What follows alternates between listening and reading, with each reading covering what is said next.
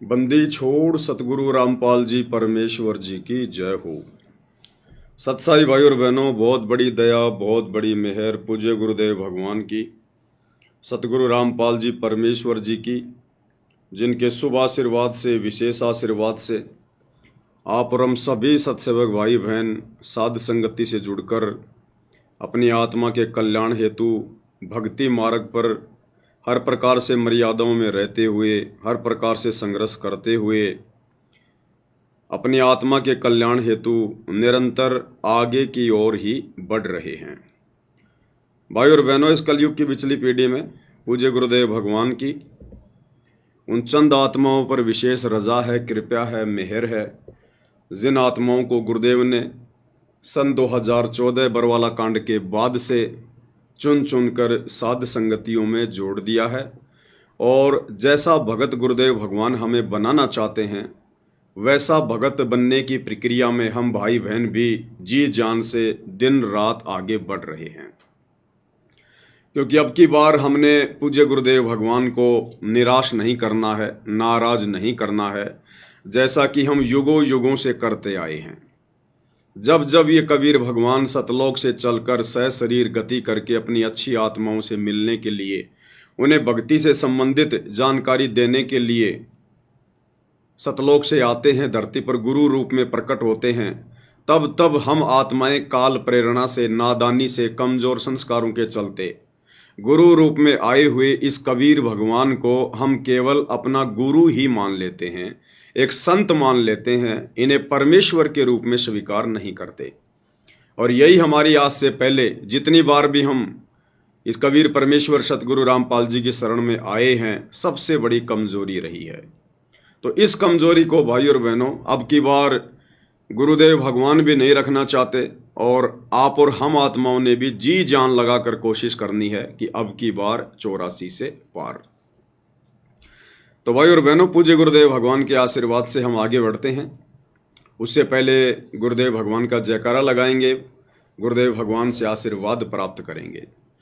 बंदी छोड़ सतगुरु रामपाल जी परमेश्वर जी की जय हो। परम पिता परमात्मा, सारी सृष्टि के सर्जनहार, कुल मालिक, असंख्य ब्रह्मांडों के स्वामी, जगत गुरु, तीनों लोकों में प्रवेश करके सबका धारण पोषण करने वाले, राजाधिराज, आत्माधार, नाथों के नाथ, देवों के देव महादेव, सर्वेश्वर महेश्वर, मृत्युंजय, अजरो अमर, आदि अनादि सनातनी प्रभु, जगत पिता जगदीश्वर, श्री श्री 1008 की उपाधि के वास्तविक अधिकारी, अकाल मूरत शब्द स्वरूपी राम वासुदेव, सर्वगतम ब्रह्म, परम पूज्य, प्रथम पूज्य, परम संत, परम पुरुष, परम धनी, परम दयालु, सत्य कबीर, हक्का कबीर, अल्लाहु कबीर, अल्लाहु अकबर, बाखबर, अल्लाह ताला, जगत के तारणहार, जगत के मुक्तिदाता, जगत के जगन्नाथ, हारे के सहारे, हिंदुओं के राम, मुसलमानों के अल्लाह, सिखों के वाहिगुरु,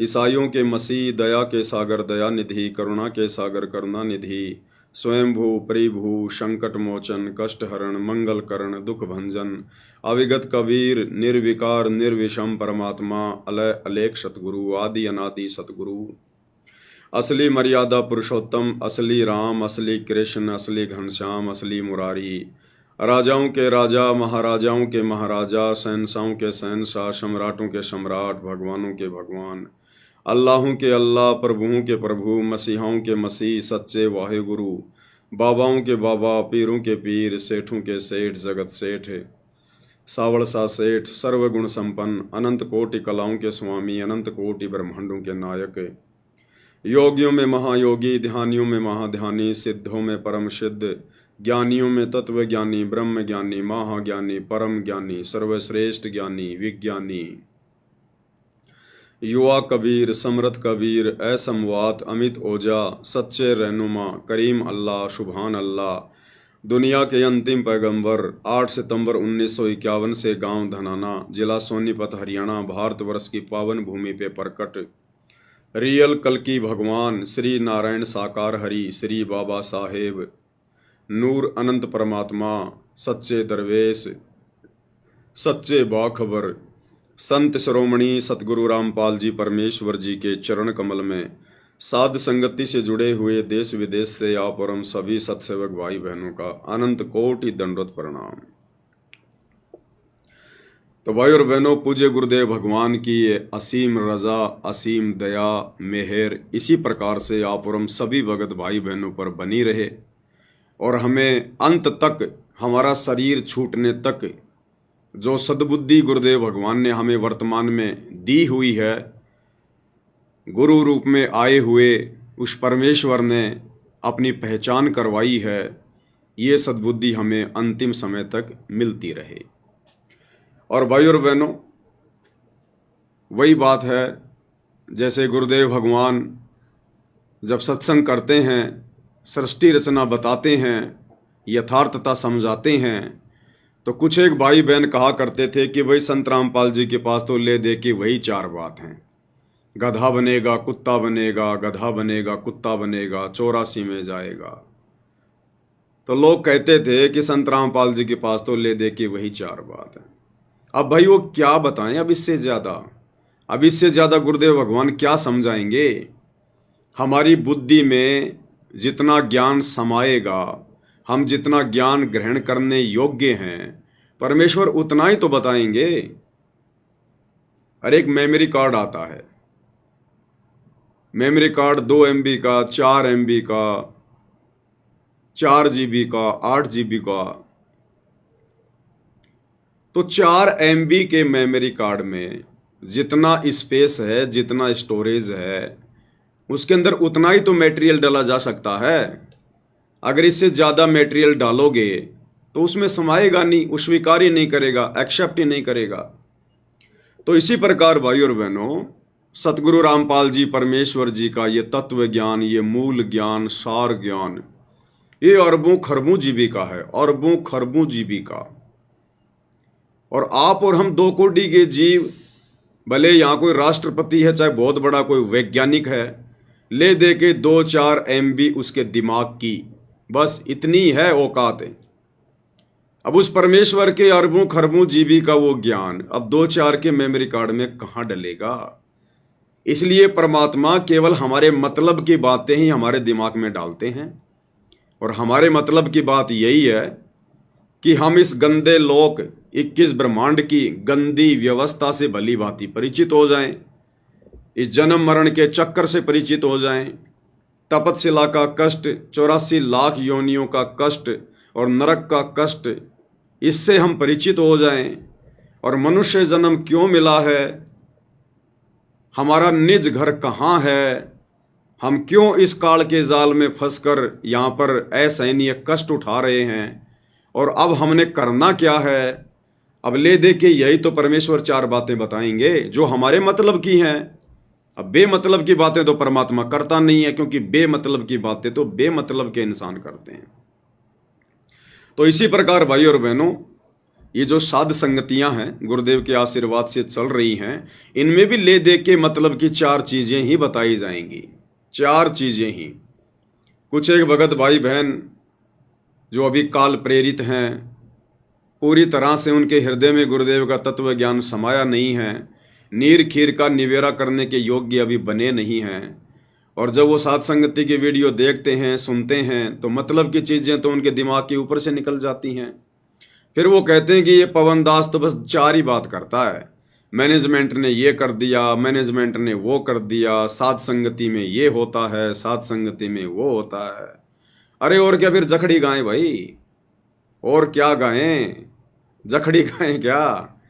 जखड़ी होती है, जब हम छोटे छोटे थे तो हमारे गांव में जब कोई बटेऊ आ जाता था, कोई मेहमान आ जाता था, कोई ताज़ा ताज़ा शादी होती थी किसी की, और जब वो बना जी आते थे तो उसकी सासू माता जी गांव की औरतों को इकट्ठा करके और गीत गुवाया करती थी। वो खाना खाता था, उस समय गांव की औरतें इकट्ठी होकर गीत गाया करती थी, तो उसमें जखड़ी भी गाई जाती थी। जखड़ी भी एक प्रकार का भजन ही होता था, गीत ही होता था। तो बताओ अब भाई साहब, पवन दास क्या जखड़ी गाए? अरे परमात्मा ने जो गवाना है वही तो गाएंगे। जैसे गुरुदेव भगवान ने नकली संतों के विषय में कहा, बार बार स्वर्ग और नरक की जानकारी दी, सृष्टि रचना की जानकारी दी, बस वही हमारे मतलब की थी। अब सात संगति में भी तो वही बातें बताई जाएंगी। जो लोग इस परमेश्वर के मार्ग में अंधे गधे की भूमिका निभा रहे हैं, इस परमेश्वर को ना पहचान कर, इनको मानुष मानकर अपने भी कर्म फोड़ रहे हैं, अन्य बेचारे नादान संगत के भी कर्म फुड़वा रहे हैं, गुरुदेव की मर्यादाओं की धज्जियां उड़ाते हुए सारे भक्ति और मर्यादा विरुद्ध कार्य किए जा रहे हैं और करवाए जा रहे हैं। अब इन्हीं सब बातों की तो जानकारी बताएंगे। और सात संगति में क्या होता है, सात संगति में किस प्रकार से भाई बहन मर्यादाओं में रहकर गुरु को परमात्मा मानकर अपने आत्म कल्याण के प्रति चिंतित होके भक्ति कर रहे हैं। अब यही तो सारी बातें बताई जाएंगी। अरे मैथ का टीचर तो मैथ की बातें बताएगा। अब वो साइंस वाले बच्चे कहें कि नहीं नहीं बस खाली इसको तो मैथ की बातें आती हैं, तो भाई मैथ वाले को तो मैथ की बातें आएंगी। तो इसी प्रकार भाई और बहनों, आप और हमने तो जब तक आप और हमारा जीवन गुरुदेव भगवान के आशीर्वाद से है, जब तक ये शरीर है, हमने तो अपने गुरुदेव भगवान की महिमा में यही जखड़ी गानी है, हमने तो यही गीत गाने हैं। हम तो इसी प्रकार से ये परमेश्वर की महिमा करते करते, सत्य का बखान करते करते, क्योंकि देखो गुरुदेव भगवान का मिशन यही है। अज्ञान और पाखंड को लेकर ही तो गुरुदेव ने मिशन चलाया, उसका सत्यानाश करने के लिए। अब गुरुदेव के मार्ग में यदि फिर से कोई अज्ञान फैलाएगा, पाखंड फैलाएगा, और वो भी संगत वाले, विशेषकर गुरुदेव के परिवार वाले, गुरुदेव के साथ में रहने वाले बड़े बड़े सेवादार, कोऑर्डिनेटर, तो बताओ फिर बाकी भगत भाई बहनों की जिनकी परमेश्वर ने बुद्धि ऑन कर रखी है, बताओ फिर वो भाई बहन ये गीत ना गाएंगे तो कौन से गाएंगे। तो भाई और बहनों, हमने इधर उधर की बातें नहीं सुननी है। दूसरी बात, कुछ है भगत भाई बहन, देखो उनकी एक कमजोरी है, कमजोरी को ठीक करना पड़ेगा भाई और बहनों। जब तक हर प्रकार से संशय रहित होकर साथ संगति से नहीं जुड़ोगे और सब कुछ समझने के बाद जब तक अपना एक टारगेट नहीं बनाओगे, दो नाव की सवारी करोगे, आप लोग भ्रमित रहोगे। बहुत सारे भगत भाई बहन फालतू के लोगों की वीडियो भी देखते रहते हैं, इधर से साथ संगति की वीडियो भी देखते रहते हैं। जब साथ संगति की वीडियो देखते हैं तो उनको लगता है कि साथ संगति के अलावा दूसरा कोई मार्ग ही नहीं है, बिल्कुल सही चल रहे हैं हम। और फिर फालतू के लोगों की वीडियो देख लेते हैं। अब फालतू के लोग तो काल प्रेरणा से मन में शंका ही पैदा करेंगे, उनकी तो ड्यूटी काल भगवान ने ये लगा रखी है। फिर उधर के वीडियो देख लेंगे, फिर उनके मन में शंकाएं उत्पन्न हो जाएंगी। और ये शंकाएं क्यों उत्पन्न हो रही हैं? क्योंकि परमात्मा कहते हैं, कहे कबीर सोए जन मेरा, जो नीर खीर का करे निवेरा। जो भगत अपने गुरुदेव के तत्व ज्ञान से अभी अच्छी तरह परिचित नहीं है, वो फिर दोनों तरफ की बातें सुन के और वो असमंजस में रहता है। और गीता अध्याय 2 श्लोक नंबर 53 को समझाते हुए गुरुदेव ने कहा, उसमें काल भगवान ने अर्जुन से कहा कि अर्जुन, जब तक तरह तरह के वचन सुनकर तेरी बुद्धि एक तत्व पर स्थिर ना होकर भ्रमित रहेगी, डगमग रहेगी, तब तक तो तू योग को भी प्राप्त नहीं होगा, अर्थात तू एक अच्छा योगी भी नहीं बन सकता।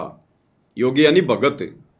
जब तक तरह तरह के लोगों की तरह तरह की बातें सुनकर और तू डगमग वाली स्थिति में रहेगा, उसकी सुनेगा तो उसके जैसी, उसकी सुनेगा तो उसके जैसी, तो परमात्मा कहते बिना पैंदे के लोटे वाली स्थिति होती है उसकी।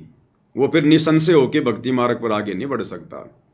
तो पहले ये क्लियर कर लो, कन्फर्म कर लो, जल्दबाजी में साथ संगति से जुड़ना कोई अनिवार्य नहीं है, कोई कंपलसरी नहीं है।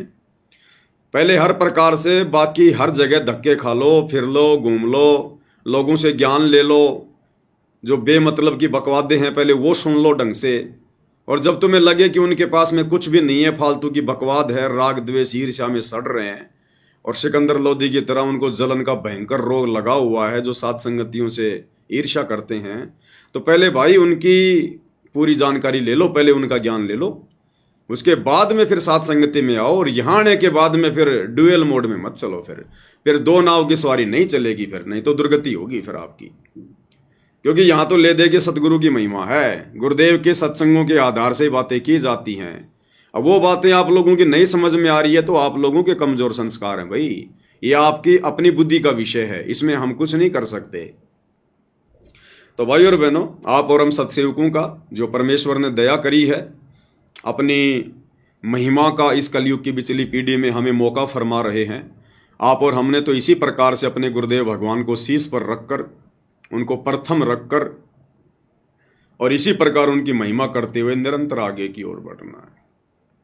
तो भाई और बहनों, हमारी सबसे बड़ी कमजोरी जो गुरुदेव ने बताई और अब हमें भी पता चल रही है कि गुरु को इष्ट ना मानने के कारण, गुरु को ही आराध्य देव ना मानने के कारण, गुरु को ही एकमात्र कबीर भगवान ना मानने के कारण आप और हम भाई बहन असंख्य युगों से इसी प्रकार ये मोक्ष वाला मौका चूकते आ रहे हैं।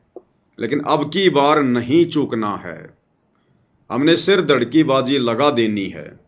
हमें जहां से भी कोई प्रमाण मिलेगा, कोई सबूत मिलेगा जो हमें दृढ़ करेगा, हमारे विश्वास को ऊंचाइयों पर लेकर जाएगा, हम उसका सहारा लेंगे। और हमने अपने गुरुदेव भगवान के प्रति पूर्णतया समर्पित होकर पतिव्रता पद पर रहकर और हमने अपनी भक्ति को और इस मनुष्य जीवन को सफल करना है। तो एक छोटा सा वीडियो है सोशल मीडिया पर दास के सामने आया सतलोक आश्रम का, और इस वीडियो के माध्यम से सतलोक आश्रमों से जुड़े हुए जो बड़े बड़े भगत भाई बहन हैं, जो परम भगत कहलाते हैं, जो आश्रम संचालक हैं, गुरुदेव के बेटा बेटी भाई बंधु रिश्तेदार हैं, बड़े बड़े कोऑर्डिनेटर हैं, उन लोगों को शिक्षा लेनी चाहिए। और ये जितने भी लोग जो पत्रकार बन के घूम रहे हैं, सतलोक आश्रम न्यूज चैनल वाले, जगह जगह इन्होंने ब्रांचें खोल दी हैं, भक्तों के गले में जबरदस्ती वो पत्रकारिता का वो पट्टा डाल दिया है, 1.5 फुट का माइक दे दिया है, बेमतलब की खबरें, वहाँ इतना पानी गिर गया, वहाँ पर रोडें फूट गई, वहाँ पे गड्ढे हो गए, वहाँ पे तेंदुआ मर गया, ये दुनिया भर की फालतू की खबरें ये लोग खाली व्यूज प्राप्त करने के लिए दुनिया वालों की तरह डालते रहते हैं। खुद का भी समय बर्बाद कर रहे हैं पत्रकार बनकर, और अन्य भगत भाई बहनों का भी अनमोल समय बर्बाद कर रहे हैं। तो भाई ये पत्रकार बनना रहने दो, पहले भगत बन लो अच्छे से। भगत बनकर भक्ति करने से हमारा आत्म कल्याण होगा, ये झूठी पत्रकारिता के चक्कर में पड़ने से कुछ नहीं मिलेगा। एक एक श्वास की कीमत गुरुदेव भगवान ने समझाई है।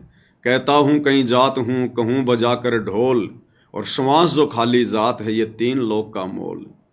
और तुम इस अनमोल श्वास को सारा दिन फोकट में, फालतू में, दुनिया भर की ऊट पटांग खबरें दिखा दिखा के सान न्यूज चैनल पे डाल डाल के अपना भी बेड़ा गर्क कर रहे हो और भक्तों का भी बेड़ा गर्क करवा रहे हो।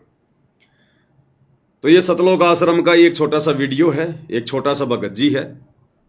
अब देखो, जब परमात्मा प्रेरणा करते हैं, जब परमेश्वर की दया होती है तो भाई और बहनों इस प्रकार से होती है।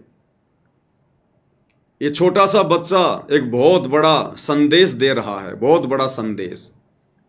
लेकिन इस बच्चे को यदि समय रहते साथ संगति नहीं मिली, सुसंगति नहीं मिली, तो ये बच्चा एक ना एक दिन कुसंगति का शिकार हो जाएगा।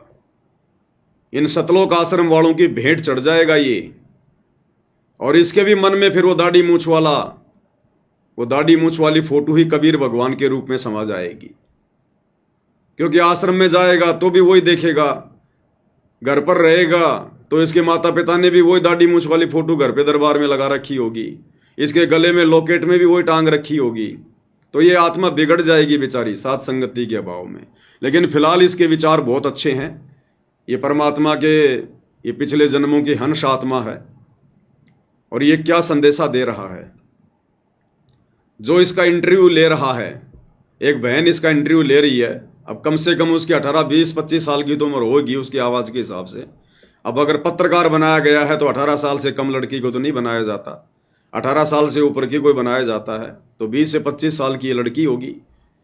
और वो भगत ही है जो साध न्यूज चैनल का लेके डंडा खड़ी हुई है और सवाल कर रही है छोटे भगत से। और ये भगत कितना सुंदर जवाब दे रहा है, कितना बढ़िया जवाब दे रहा है। ऐसा जवाब तो गुरुजी के लड़के भी नहीं दे सकते, दोनों लड़के मिलकर भी ऐसा जवाब नहीं दे सकते, क्योंकि काल उनकी बुद्धि पे बैठा हुआ है।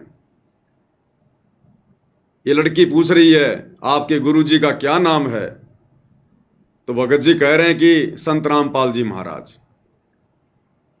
फिर ये लड़की कह रही है आप परमात्मा किसको मानते हैं, तो भगत जी कह रहे हैं कबीर साहिब को। सही बात है, क्योंकि वेदों में परमात्मा का नाम कबीर है। सतगुरु रामपाल जी का वेदों में नाम है कबीर, तो इन्होंने कहा कि कबीर साहिब। तो फिर वो लड़की कह रही है अच्छा आप गुरुजी तो मानते हैं संत रामपाल जी को, और आपके अनुसार कबीर भगवान है, परमात्मा है कबीर जी। तो ये छोटा भगत कह रहा कि नहीं नहीं, आपकी जानकारी के लिए बता दूं, उस बहन को कह रहा है कि नादान क्यों तेने 20-25 साल अपनी जिंदगी के फालतू में खो दिए।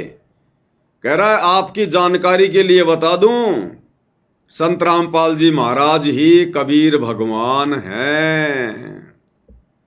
कितना सुंदर जवाब भाई और बहनों। फिर भी इन मतिहीन लोगों की, इन आश्रम वालों की आंखें नहीं खुल रही हैं। तो सुनते हैं छोटे भगत जी का बहुत ही बड़ा सा जवाब। आपका क्या नाम है? साईदास। थोड़ी सी आवाज कर देते हैं ताकि अच्छे से सुनाई दे।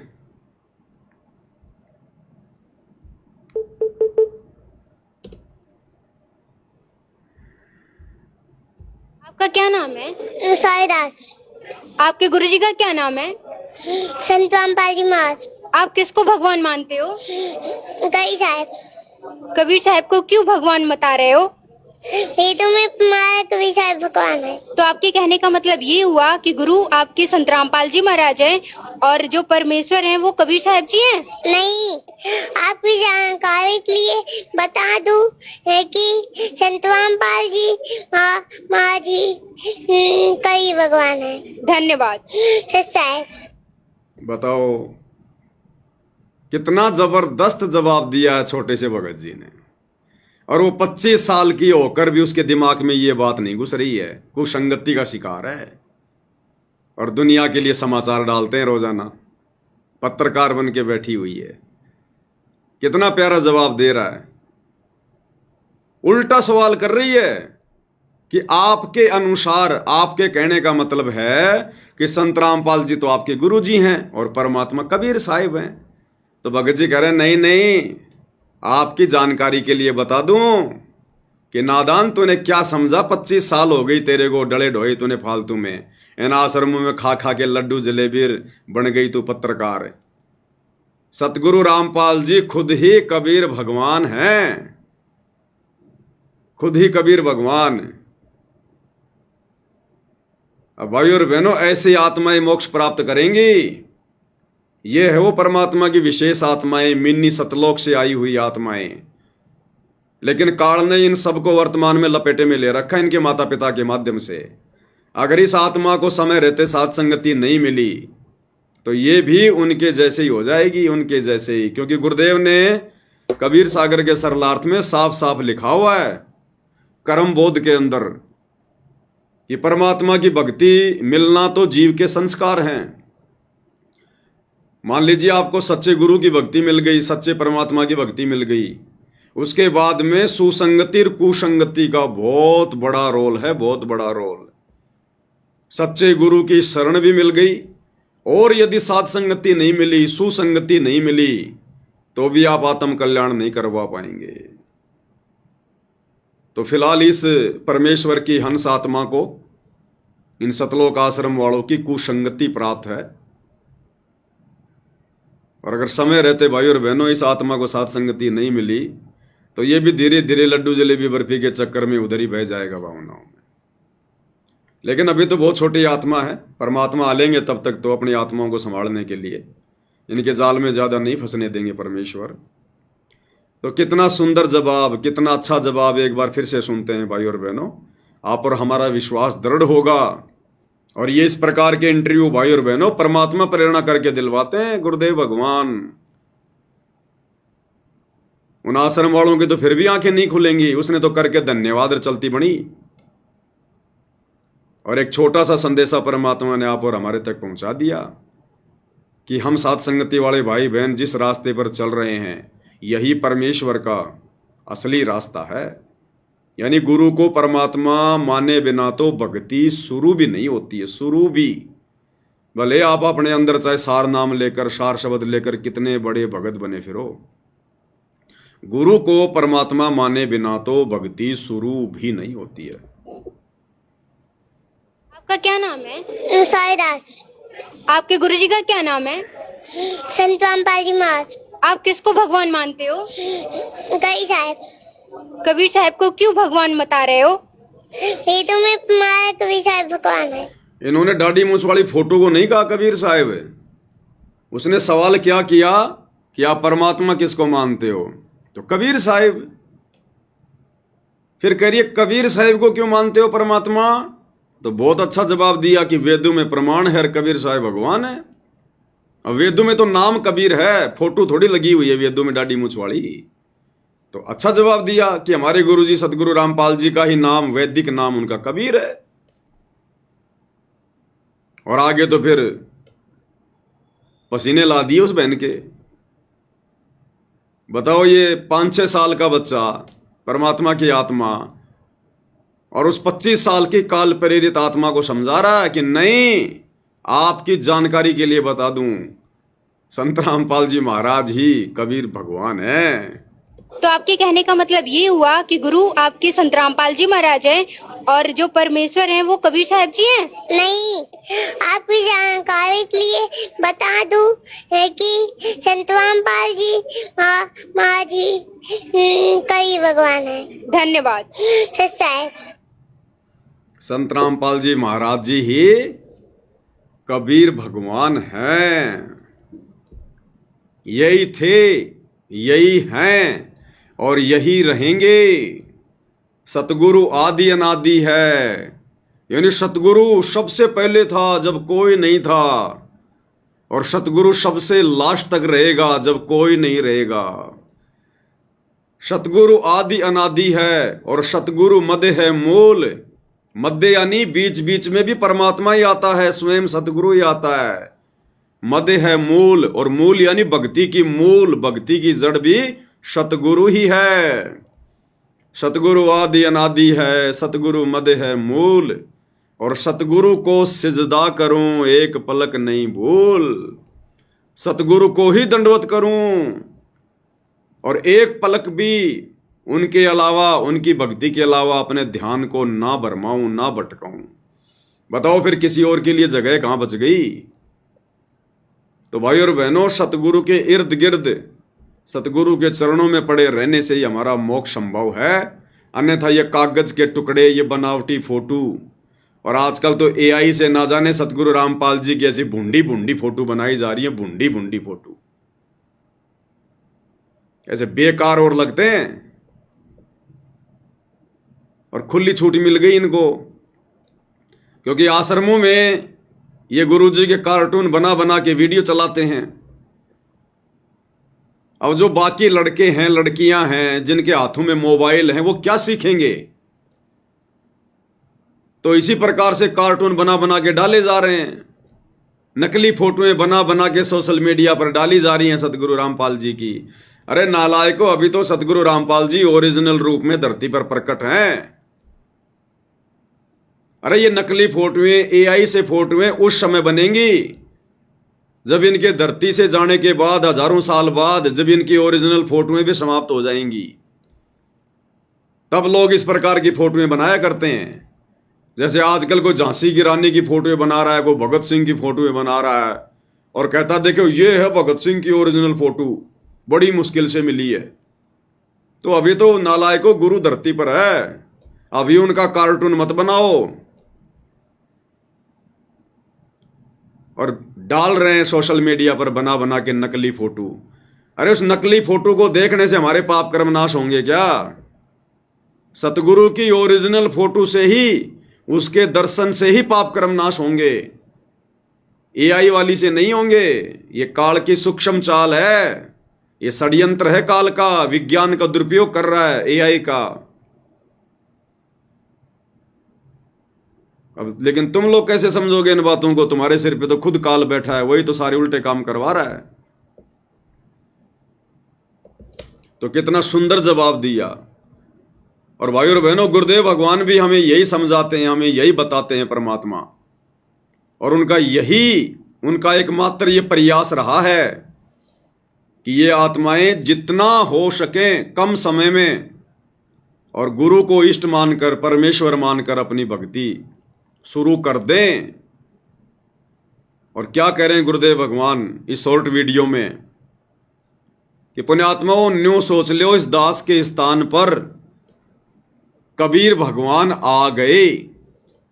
अब बताओ तुम कैसा व्यवहार करोगे उनके साथ में।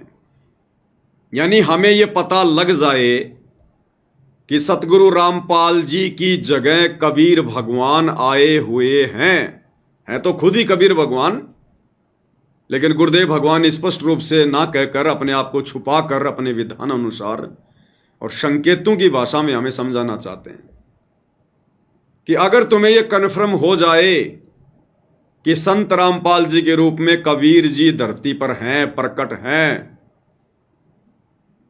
क्या उसके बाद भी तुम अलग से उस दाढ़ी मूछ वाली फोटो को कबीर मान के जून में उसका प्रकट दिवस मनाओगे? फिर कैसा व्यवहार करोगे तुम अपने गुरु के साथ जब पता चल जाए कि उनकी जगह पर कबीर साहिब है? हालांकि गुरुदेव भगवान का यही ओरिजिनल रूप जो हम देख रहे हैं, यही उनका शतलोकीय रूप है, क्योंकि बिना कबीर परमेश्वर के धरती पर आए अपने ओरिजिनल रूप में दर्शन दिए आप और हमारे पाप कर्म नहीं कर सकते। वे अगर अपने पुत्र के रूप में आएंगे वर्तमान में, हमारे पाप कर्म नहीं कटेंगे। वे अगर अपना रूप चेंज करके आएंगे, बदल के आएंगे, हमारे पाप कर्म नहीं कटेंगे। इसलिए परमात्मा स्वयं कलयुग की पिछली पीढ़ी में स्पेशल, क्योंकि बाकी समय तो परमात्मा अपने पुत्रों का रूप बनाकर आ जाते हैं, लेकिन कलयुग की पिछली पीढ़ी में तो गुरुदेव भगवान हर प्रकार से हमें भक्ति की पूरी पूरी खुराक खिलाते हैं, अपने ओरिजिनल रूप में आते हैं। इसीलिए परमात्मा कहते हैं कबीरा दर्शन साधु का परमात्मा आवे याद, और लेखे में वाई घड़ी बाकी का समय बर्बाद। तो गुरुदेव कह रहे हैं न्यू सोच लो, इस दास के स्थान पर कबीर जी बैठे हैं। अब कैसा व्यवहार करोगे अपने गुरुजी के साथ? क्या अब भी अपने गुरुजी को खाली गुरुजी मानोगे? मां के गर्भ से जन्म लिया हुआ एक व्यक्ति मानोगे? क्या अब भी उनका जन्मदिन मनाओगे अवतरण दिवस के बहाने 8 सितंबर को? तो क्या कह रहे हैं गुरुदेव भगवान, कितने प्यार से हमें समझाना चाह रहे हैं परमात्मा। अब देखो पुण्यात्मा, पहले तो परमात्मा स्वयं आए थे, फिर ये दास भेजा है। अगर इस दास के स्थान पर स्वयं मालिक आगे हो, ये सोच लो। अगर इस दास के स्थान पर स्वयं मालिक आ गए हों, ये सोच लो। यानी आदेश दे दिया हमें गुरुदेव ने कि ये सोच लो तुम्हारे गुरुजी की जगह स्वयं कबीर भगवान आ चुके हैं। अब तुम अपने गुरुजी को क्या मानोगे? खाली गुरुजी मानोगे? गांव धनाने का रामपाल जाट मानोगे? इंद्रो माई की कोख से जन्म लिया हुआ व्यक्ति मानोगे? क्या उसके बाद भी तुम जून में किसी और दाढ़ी मूछ वाली कबीर जी की समझे जाने वाली नकली काल्पनिक फोटो का प्रकट दिवस मनाओगे? जब तुम्हें यह कन्फर्म हो जाए कि तुम्हारे गुरु की जगह पर कबीर जी आ चुके हैं। अभी स्पष्ट नहीं कहेंगे गुरुदेव भगवान, बाकी कहने में कोई कमी नहीं छोड़ रहे परमात्मा, स्वयं को परमात्मा साबित करने में। अब देखो पुण्यात्मा, पहले तो परमात्मा स्वयं आए थे, फिर ये दास भेजा है। अगर इस दास के स्थान पर स्वयं मालिक आगे हो, ये सोच लो। और आप जैसा व्यवहार इस दास से कर रहे हो, तो हम उनसे भी यही करते। और जैसा व्यवहार गुरुदेव कह रहे हैं अगर आप इस दास के साथ में करोगे, वैसा ही परमात्मा के साथ माना जाएगा। तो भोग किसको लगाया जाता है? परमात्मा को। तो गुरुजी को भोग लगाएंगे तो गुरुजी के अनुसार वो किसको माना जाएगा? परमात्मा को। अगर गुरु का ही हम प्रकट दिवस मनाएंगे तो वो किसका प्रकट दिवस माना जाएगा? परमात्मा का, कबीर जी का। फिर अलग से जून के महीने में उस दाढ़ी मूछ वाली फोटो का प्रकट दिवस मनाने का क्या मतलब? जो क्रिया, जो व्यवहार हम अपने गुरुजी के साथ करेंगे वो परमात्मा के साथ ही हुआ माना जाएगा। ये आदेश दे दिया गुरुदेव ने। फिर अलग से किसी और को परमात्मा मानकर वो क्रिया करने का क्या फायदा? फिर तो हम अपना समय बर्बाद कर रहे हैं और अपने गुरुजी का वचन की उल्लंघना कर रहे हैं। जब गुरु ने स्पष्ट कर दिया कि जो व्यवहार, जो क्रिया तुम अपने गुरु को परमात्मा मानकर उनके साथ करोगे वो परमात्मा के साथ ही मानी जाएगी। बताओ फिर अलग से किसी और को परमात्मा मानने की क्या जरूरत पड़ गई? फिर अब ये कॉमन सेंस की बातें भाई और बहनों, ये मूल ज्ञान की बातें हैं। अब ये बातें इन आश्रम वालों के समझ में नहीं आती। भले ही इन्होंने सार शब्द ले लिया, कुछ भी ले लिया, भले ये 60-60 साल के हैं, भले ये पूरी जिंदगी गुरु जी के साथ में घूमे, लेकिन गुरु के साथ घूमने से ज्ञान नहीं आता। ज्ञान तो गुरु की मेहर से आता है। पिछले जन्म से होते हैं पूर्ण हंस मुराद। इसी कारण से इनका और हमारा वैचारिक मतभेद है, अन्यथा दोनों का गुरु एक, गुरु ने दोनों को भक्ति एक जैसी दी। फिर बताओ मतभेद किस बात का? लेकिन मतभेद हो गया विचारों का, ज्ञान और अज्ञान का। और ये रजा सब पे नहीं होती भाई और बहनों, ये रजा परमेश्वर अपनी विशेष आत्माओं पे करता है, विशेष आत्माओं पर अपनी पहचान करवाने का। तो क्या कह रहे हैं गुरुदेव भगवान, शुरू से सुनो पूरा। अब देखो पुण्यात्माओं, पहले तो परमात्मा स्वयं आए थे, फिर ये दास भेजा है। पॉइंट ऑफ पॉइंट है भाई और बहनों, पॉइंट ऑफ पॉइंट। गुरुदेव कह रहे हैं पहले तो परमात्मा स्वयं आए थे, अब इस दास को भेज दिया। अब दो बातें हैं, पहले परमात्मा स्वयं आए तो अब क्या दिक्कत हो गई परमात्मा नहीं आए? अरे परमात्मा भी कहीं बिजी हो जाते हैं क्या? परमात्मा की भूल पड़ जाती है क्या कि पहले तो परमात्मा स्वयं आए, अब इस दास को भेज दिया? तो उसका कोई कारण भी तो होगा, दास को क्यों भेज दिया? क्योंकि हमने तो सृष्टि रचना में यही सुना, और परमात्मा ने कहा है कि जिसका काम उसी को साजे और करे तो मूर्ख बाजे। तो काल लोक से अपनी आत्माओं को काल के बंधन से छुड़वाकर परमात्मा स्वयं लेकर जाते हैं, फिर अब अपने दास को क्यों भेज दिया? तो उसका जवाब तो मिलना चाहिए ना। लेकिन आपको कभी भी गुरुदेव ने इसका जवाब नहीं दिया, कभी भी ये कारण आपको नहीं बताया कि अब क्यों नहीं आए परमात्मा। अरे आज से पहले तो काल का इतना दबाव भी नहीं था, इतना प्रेशर भी नहीं था। अब है वो समय मोक्ष का। अब काल ने अपने पूरे 1000 मुंह 1000 हाथ खोल रखे हैं आप और हम आत्माओं को यहीं रोक कर रखने के लिए। तो ऐसे जोर के समय में कबीर जी किसी और को भेज देंगे, और जब नॉर्मल समय था तो कबीर जी खुद आ गए। तो कोई कारण तो होगा क्यों नहीं आए, रीजन तो होगा ना। तो यहां गुरुदेव अपने आप को स्वयं नहीं कहेंगे कि बच्चों मैं ही कबीर भगवान हूं, और संकेतों में सब कुछ कह दिया कि 12वें पंथ हम ही चलावें और सब पंथों को मिटाकर एक ही पंथ चलावें। तो 12वें पंथ में 17 फरवरी 1988 को आदरणीय राम देवानंद जी को अपना मुंह बोला गुरु बनाकर स्वयं कबीर भगवान आ चुके हैं, और सन 1994 से अपना यथार्थ 13वां कबीर पंथ भी चला चुके हैं। अन्यथा बता दो तुम्हारे दाढ़ी मूंछ वाले कबीर जी ने इस वाणी के अनुसार कब चलाया कबीर पंथ? कौन से दिन उन्होंने कबीर पंथ की नींव डाली? तुम कहते हो 1997 में संत रामपाल जी को मिले, तो गुरु जी तो कहते हैं कि खाली थोड़े समय के लिए मिले थे। हालांकि मिलना विलना कुछ नहीं था, परमात्मा की लीला है, खेल है परमात्मा का। तो गुरु जी तो कहते हैं कि थोड़े समय के लिए मिले, सार शब्द देने का आदेश दे गए, अंतर ध्यान हो गए। बताओ कहां पंथ चलाया उन्होंने, कहां 12वें पंथ में आए? अरे 12वां पंथ तो 1994 में खत्म हो गया था, और कबीर जी मिले सतगुरु रामपाल जी को 1997 में, तो 12वें पंथ में कहां आए कबीर जी, और कहां उन्होंने 13वां पंथ चलाया? फिर उनकी तो वाणी फेल हो गई, और एक वाणी गलत हो सकती है तो फिर तो सारी वाणियां गलत होंगी, उनकी बहुत सारी वाणियां गलत होंगी। बताओ फिर क्या विश्वास करें फिर हम उनकी वाणियों पर?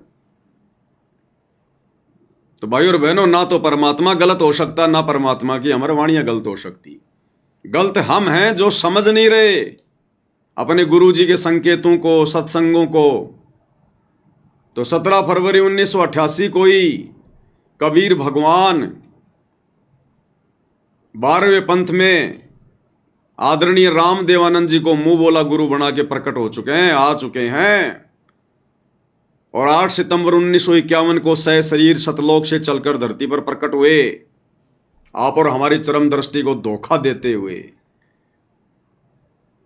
क्योंकि परमेश्वर की वाणी है, साहिब से सतगुरु भय, सतगुरु से भय संत, और धर धर वेख विशाल अंग, ये खेल है आदि और अंत। सारी लीला, सारी भूमिका ये परमात्मा स्वयं करता है। और फिर सन 1994 में अपना 13वां यथार्थ कबीर पंथ चला दिया। अन्यथा वो 97 वाले दाढ़ी मूंछ वाले कबीर जी ने कहां चलाया? है कोई प्रमाण, है कोई जवाब? दे दो किसी के पास है तो भाई और बहनों, हमने समझना पड़ेगा, हमने विचार करना पड़ेगा। और क्या करें गुरुदेव भगवान अपने विषय में, समझदार को तो संकेत ही काफी है। अब देखो पुण्यात्मा, पहले तो परमात्मा स्वयं आए थे, फिर ये दास भेजा है। अगर इस दास के स्थान पर स्वयं मालिक आगे हो, ये सोच लो। और आप जैसा व्यवहार इस दास से कर रहे हो तो हम उनसे भी यही करते। तो वहां कहते मौला बैठा मोर से और देखे जन की भेड़, 12 कोट जम की कर जहां एक नाम की खेड़। परमात्मा एकांत द्रोखे से देख रहा है आपकी सब रिहर्सल को, कि आप कैसी भावना रखते हो, कैसे आप भक्ति कर रहे हो, कितना दान में रुचि है, मेरे दास के प्रति आपके कैसे विचार हैं। तो वो ये समझ रहे हैं कि ऐसे ही मेरे प्रति है जो इसके प्रति है। और जब आप शरीर छोड़कर जाओगे तो इस दास के रूप में आपकी परीक्षा होगी त्रिकुटी पे।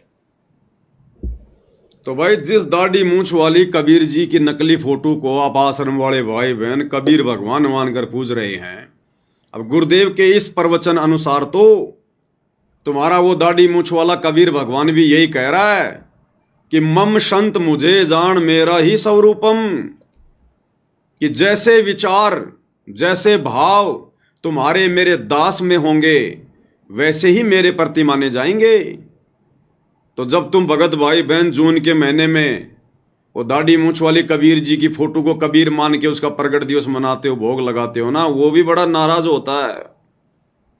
अगर तुम कोई और भगवान मान रहे हो ना तो वो भी बड़ा नाराज होता है कि देखो इन मंद बुद्धियों को मैंने कितनी बार समझाया, किस किस प्रकार से समझाया, गुरु की महिमा करके समझाई कि गुरु बड़े हैं गोविंद से और मन में देख विचार, और हरि सुमरे सो वार हैं गुरु भजे हुए पार। कबीर 7 दीप 9 खंड में गुरु से बड़ा ना कोई, और करता करे ना कर सके, यानी वो कबीर भी कुछ नहीं कर सकता और गुरु करे सो होए।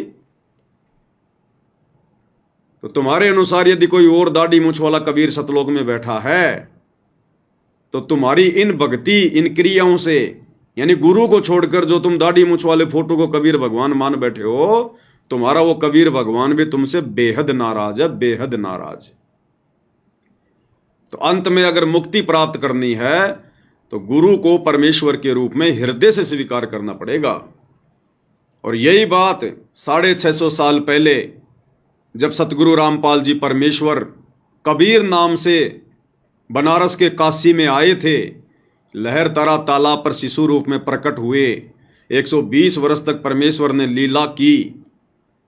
उस समय धर्मदास जी को भी शंका हो गई थी।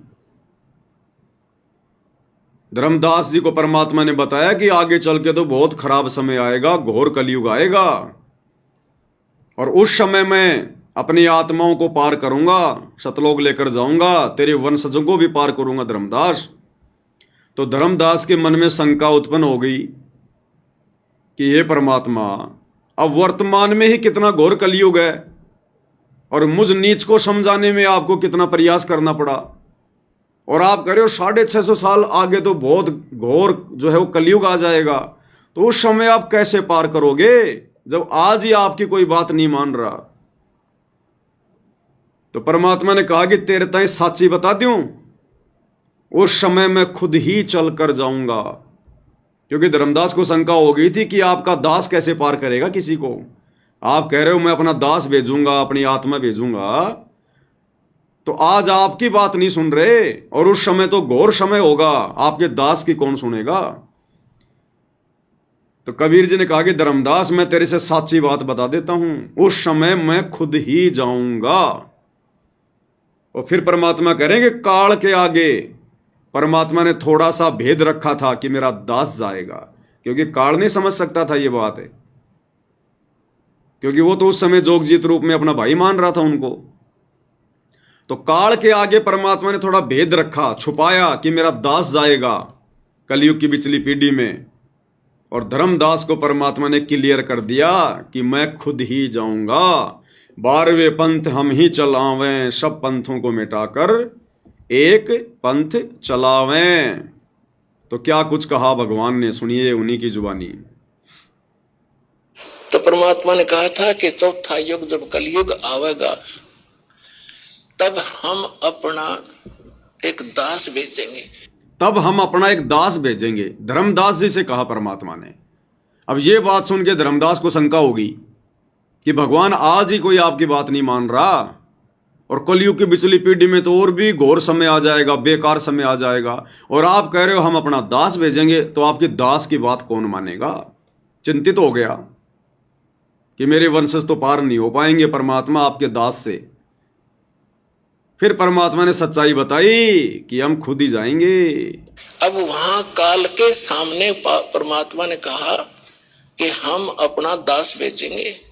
और कबीर वाणी चैप्टर में परमात्मा ने धर्मदास जी से, जब धर्मदास जी घने चिंतित हो गए थे कि हे परमात्मा, आपने सतनाम और सारनाम गुप्त रख दिया और इसके बिना मोक्ष नहीं हो सकता।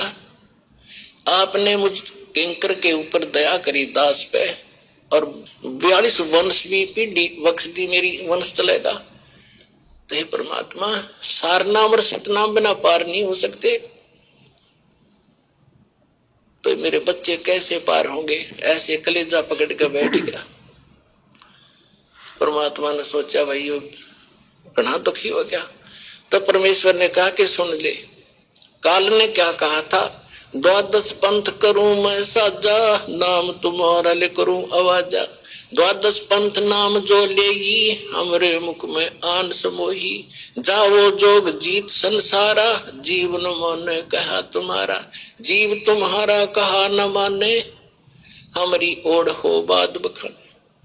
अब इतना समय नहीं रहा, मैं वो सारे प्रमाण आज नहीं दिखा पाऊंगा आपको कि 12 पंथ कौन कौन से हैं।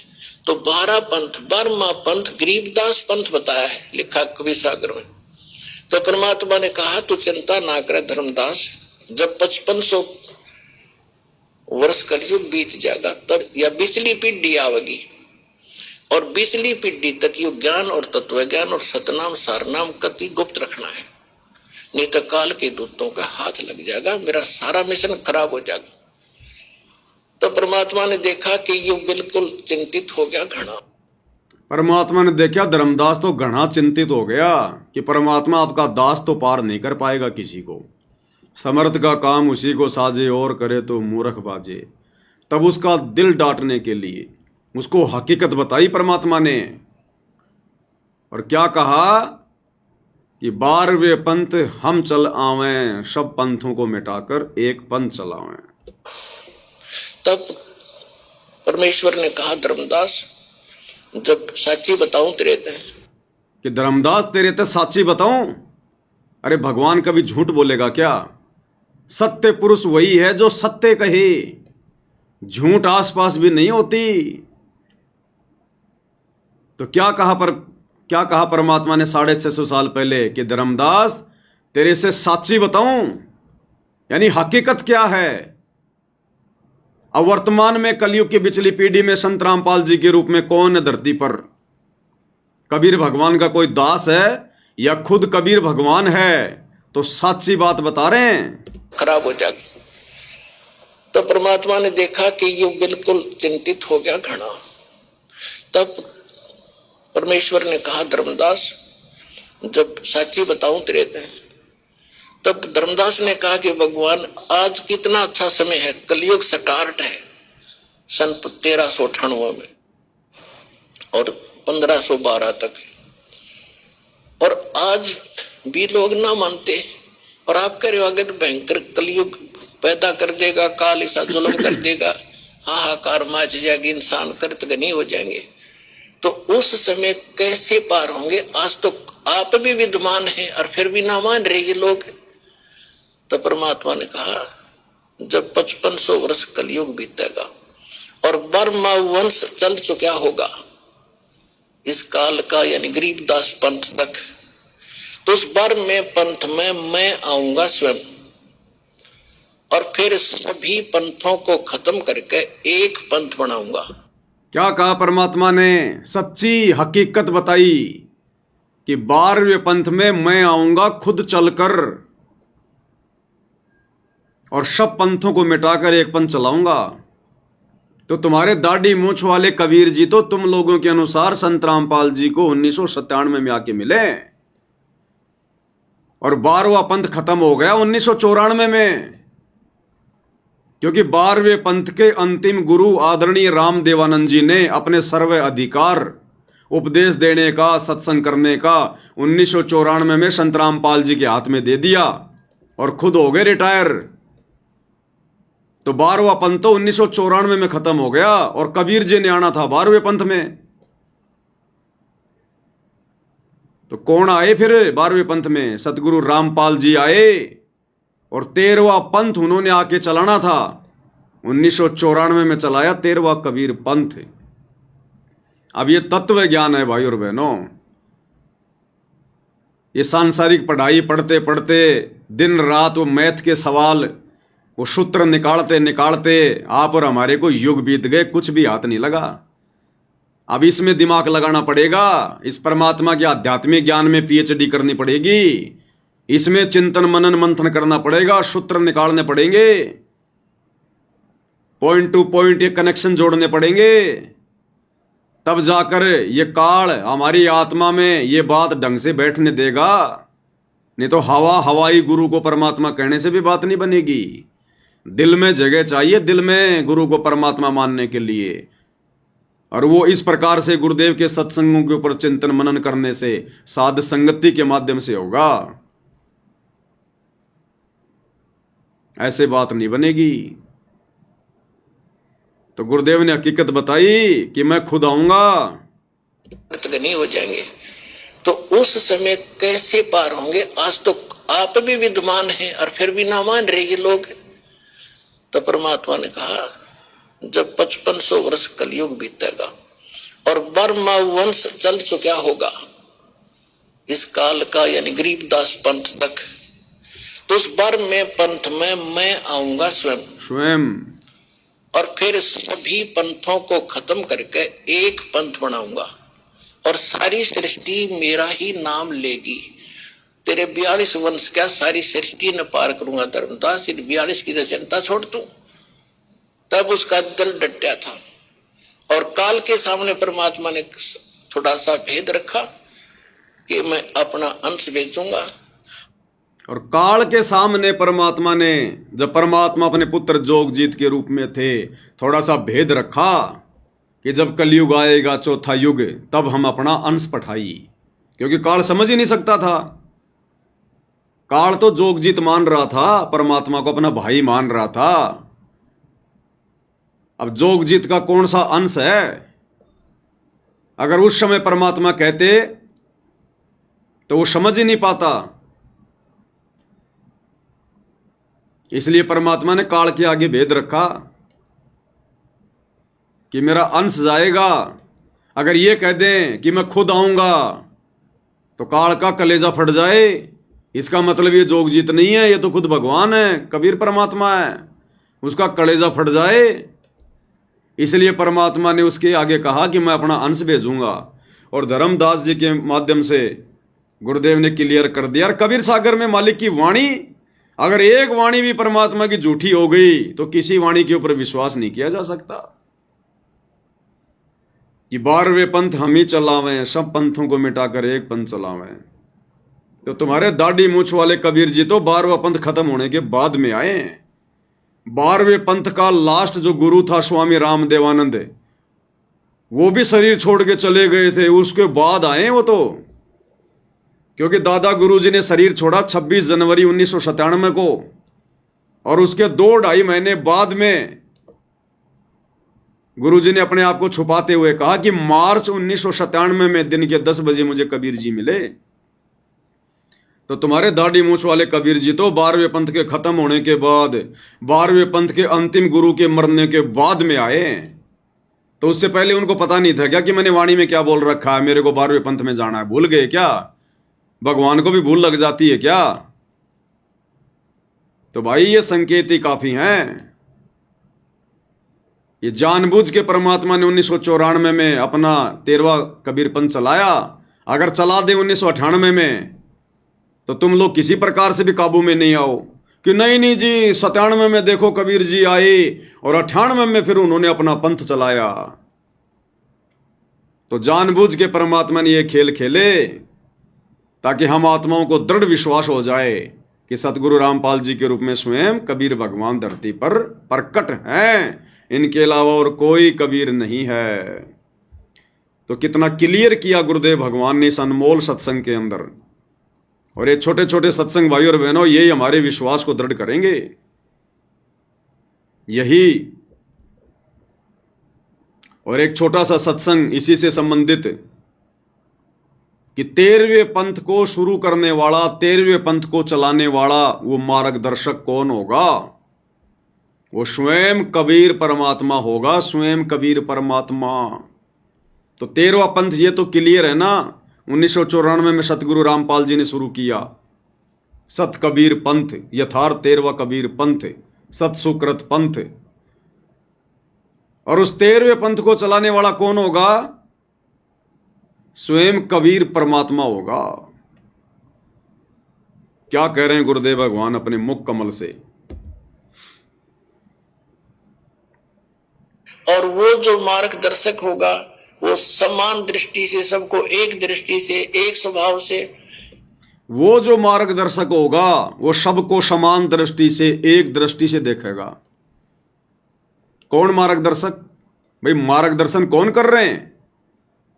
अरे तुम्हारे दाढ़ी मूंछ वाले कबीर जी तो कहीं दिखाई नहीं दे रहे, वो तो किसी का मार्गदर्शन कर ही नहीं रहे। बताओ सन 1993 से सत्संग करके मार्गदर्शन कौन दे रहे हैं दुनिया को? सन 1994 से नाम उपदेश देकर, सतनाम देकर, सारनाम देकर दुनिया का आत्म कल्याण कौन कर रहे हैं? मार्गदर्शन कौन कर रहे हैं? मार्गदर्शक की भूमिका कौन निभा रहे हैं? सतगुरु रामपाल जी या तुम लोगों के अनुसार वो दाढ़ी मूंछ वाला कबीर? तो यहां उस मार्गदर्शक की बात हो रही है। और मार्गदर्शक वो होता है जो आध्यात्मिक मार्गदर्शन करे। और वो कैसे करेगा? शास्त्रों के आधार से करेगा। 5वें वेद, सूक्ष्म वेद को खोल के बताएगा, सत्संग के माध्यम से करेगा। तो ये काम कौन कर रहा है मार्गदर्शन वाला? सतगुरु रामपाल जी या दाढ़ी मूंछ वाले कबीर जी? तो उसी मार्गदर्शक के बारे में बात हो रही है, यानी सतगुरु रामपाल जी के बारे में। और वो मार्गदर्शक कौन होगा? और वो जो मार्गदर्शक होगा वो समान दृष्टि से, सबको एक दृष्टि से, एक स्वभाव से, एक भाव से व्यवहार करेगा। और वो समर्थ सत कबीर होगा। बोलो सतगुरुदेव।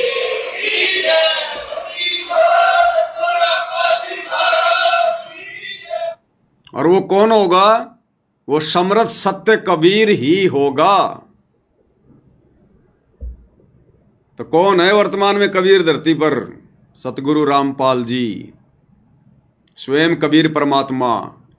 इसलिए उस दाढ़ी मूंछ वाली कबीर की समझे जाने वाली बनावटी, नकली, मुर्दा, बेजुबान फोटो का सतगुरु रामपाल जी के यथार्थ 13वें कबीर पंथ में, उनके भक्तों के दिल में, घर में, दरबार में कोई स्थान नहीं है, कोई जगह नहीं है। और मंद बुद्धि होगा वो भगत, सबसे बड़ा महामूर्ख होगा जो सतगुरु रामपाल जी से उपदेश लेने के बाद अगर उस दाढ़ी मूंछ वाली कबीर की समझे जाने वाली फोटो को परमात्मा मानकर उसमें जरा भी आस्था रखेगा। क्योंकि गुरु और गोविंद दो नहीं भाई, जब तक दो समझोगे दो जग में जाई। नरक में जाने वाले काम है, नरक में जाने वाले काम। तो कितना क्लियर किया गुरुदेव भगवान ने कि वो जो मार्गदर्शक होगा, जो 13वां कबीर पंथ चलाएगा, वो स्वयं समर्थ सत्य कबीर होगा। और सबके साथ एक समान व्यवहार करेगा, सबको एक समान देखेगा। अब देखेगा वो जो धरती पे होगा, जो गुरु रूप में होगा। अब तुम्हारे दाढ़ी मूंछ वाले क्या देखेंगे? किसको देखेंगे भाई? अरे सतलोक आश्रम वालों, तुम्हारे दाढ़ी मूंछ वाले कबीर जी धरती पे कहां हैं? कौन से दिन उन्होंने हमारे साथ में समान व्यवहार किया? वो तो कभी मिले भी नहीं, वो तो कभी साक्षात्कार भी नहीं दिया उन्होंने। भगवान कभी छुपता हुआ डोलता है क्या? भगवान को किस बात का डर है, किस बात का भय है? अरे ये छुपन छुपाई का खेल तो ये काल खेलता है, ये रहता है छुप के। फिर तुम्हारे कबीर भगवान दाढ़ी मूंछ वाले अगर वही भगवान है तो छुप के क्यों बैठे हैं? किस बात का डर है? क्या कुछ उल्टा पुल्टा काम कर रखा क्या उन्होंने भी काल की तरह? जो उनको शर्म आती है अपने बच्चों के सामने आने में। कबीर भगवान को शर्म नहीं है, वो उल्टा काम कभी सोच भी नहीं सकते, उनकी सोच में भी नहीं होता। इसीलिए तो 8 सितंबर 1951 को ही दिल्ली मंडल में आके बैठ गए, सतगुरु दिल्ली मंडल आईसी। पूज्य गुरुदेव सतगुरु रामपाल जी परमात्मा, ये है समर्थ सत्य कबीर, जो सबके साथ समान व्यवहार कर रहे हैं। समदृष्टि, सतगुरु के लक्षण 4 बखाना। प्रथम वेद शास्त्र को ज्ञाना, दूजे हरि भक्ति मन कर्म वचन जानी, तीजे समदृष्टि जाना, और चौथा वेद विधि सब कर्मा। ये 4 लक्षण सतगुरु के जाना। तो समदृष्टि की भूमिका कौन निभा रहे हैं? सतगुरु रामपाल जी निभा रहे हैं। तो ये हैं रियल में कबीर भगवान। और इनके अलावा अगर किसी और में जरा भी आस्था रख ली, as a God, as a परमात्मा, भाई मुक्ति नहीं हो पाएगी। बाकी भक्ति जो कर रहे हो, दान धर्म जो कर रहे हो, सुमरण जो कर रहे हो, फिर काल के हत्थे चढ़ जाओगे, ब्रह्मा विष्णु महेश बन जाओगे, धरती पर राजा महाराजा बन जाओगे, और फिर दुर्गति भी होगी फिर आगे भयंकर। जितनी मौज उतनी सजा। तो ये पंगा भाई और बहनों समझदार आत्मा तो लेगी नहीं गुरु को मानुष मानने वाली। तो कितने अच्छे से गुरुदेव भगवान आप और हमारी आंखें खोलते हुए सन 1993 से सत्संग करते हुए आ रहे हैं। और एक सत्संग में देखो गुरुदेव भगवान ने कितने अच्छे से हमें समझाया। परमात्मा क्या कह रहे हैं। 17 फरवरी 1988 को उन्होंने आदरणीय राम देवानंद जी को अपना मुंह बोला गुरु धारण किया। आदरणीय राम देवानंद जी कोई सतगुरु नहीं थे। सतगुरु तो एक ही होता है पूरी सृष्टि में, एक समय में एक ही होता है, दूसरा कोई सतगुरु नहीं होता। सतगुरु एक ही होता है, एक समय में 2 सतगुरु नहीं होते, क्योंकि परमात्मा एक ही है और परमात्मा स्वयं सतगुरु की लीला करता है। तो आदरणीय राम देवानंद जी को तो गुरुदेव ने केवल इस भक्ति विधान को बनाए रखने के लिए गुरु शिष्य परंपरा का निर्वाह करते हुए खाली फोकट की महिमा दी है कि वो मेरे सतगुरु थे, वो परमात्मा थे, वो बंदी छोड़ थे। आप और हमें भक्ति का पाठ पढ़ा रहे हैं कि एक शिष्य का अपने गुरु जी के प्रति कैसा समर्पण भाव होना चाहिए। उन्होंने हमें रिहर्सल करके दिखाई ताकि हम अपने गुरु जी को कबीर परमेश्वर मानकर जब उनके साथ इसी प्रकार से समर्पण भाव दिखाएंगे, श्रद्धा भाव दिखाएंगे, क्योंकि हमारे गुरुदेव तो हैं ही खुद कबीर। ये तो रियल गॉड हैं, रियल सतगुरु हैं, रियल बंदी छोड़ हैं। तो जब तक हमारे भाव उस कदर नहीं होंगे तब तक हमारी बात नहीं बनेगी। तो परमेश्वर ने रिहर्सल करके दिखाई, एक मुंह बोले शिष्य की भूमिका निभा के, मुंह बोला गुरु बना के। अन्यथा आदरणीय राम देवानंद जी कोई सतगुरु नहीं थे। अगर वे ही सतगुरु होते तो फिर सतगुरु रूप में संत रामपाल जी को आने की क्या जरूरत थी। अरे परमात्मा कहते हैं सिद्ध तार है पिंड आपना और साधु तार है खंड, और सतगुरु उसको जानियो जो तार देवे ब्रह्मांड। सतगुरु तो वो होता है जो पूरे ब्रह्मांड को पार कर दे, मोक्ष करा दे। तो अगर आदरणीय राम देवानंद जी ही सतगुरु होते तो फिर सतगुरु रामपाल जी को आने की जरूरत क्या थी, वो खुद ही ना सबको पार कर देते। तो एक समय में धरती पर एक ही सतगुरु होता है।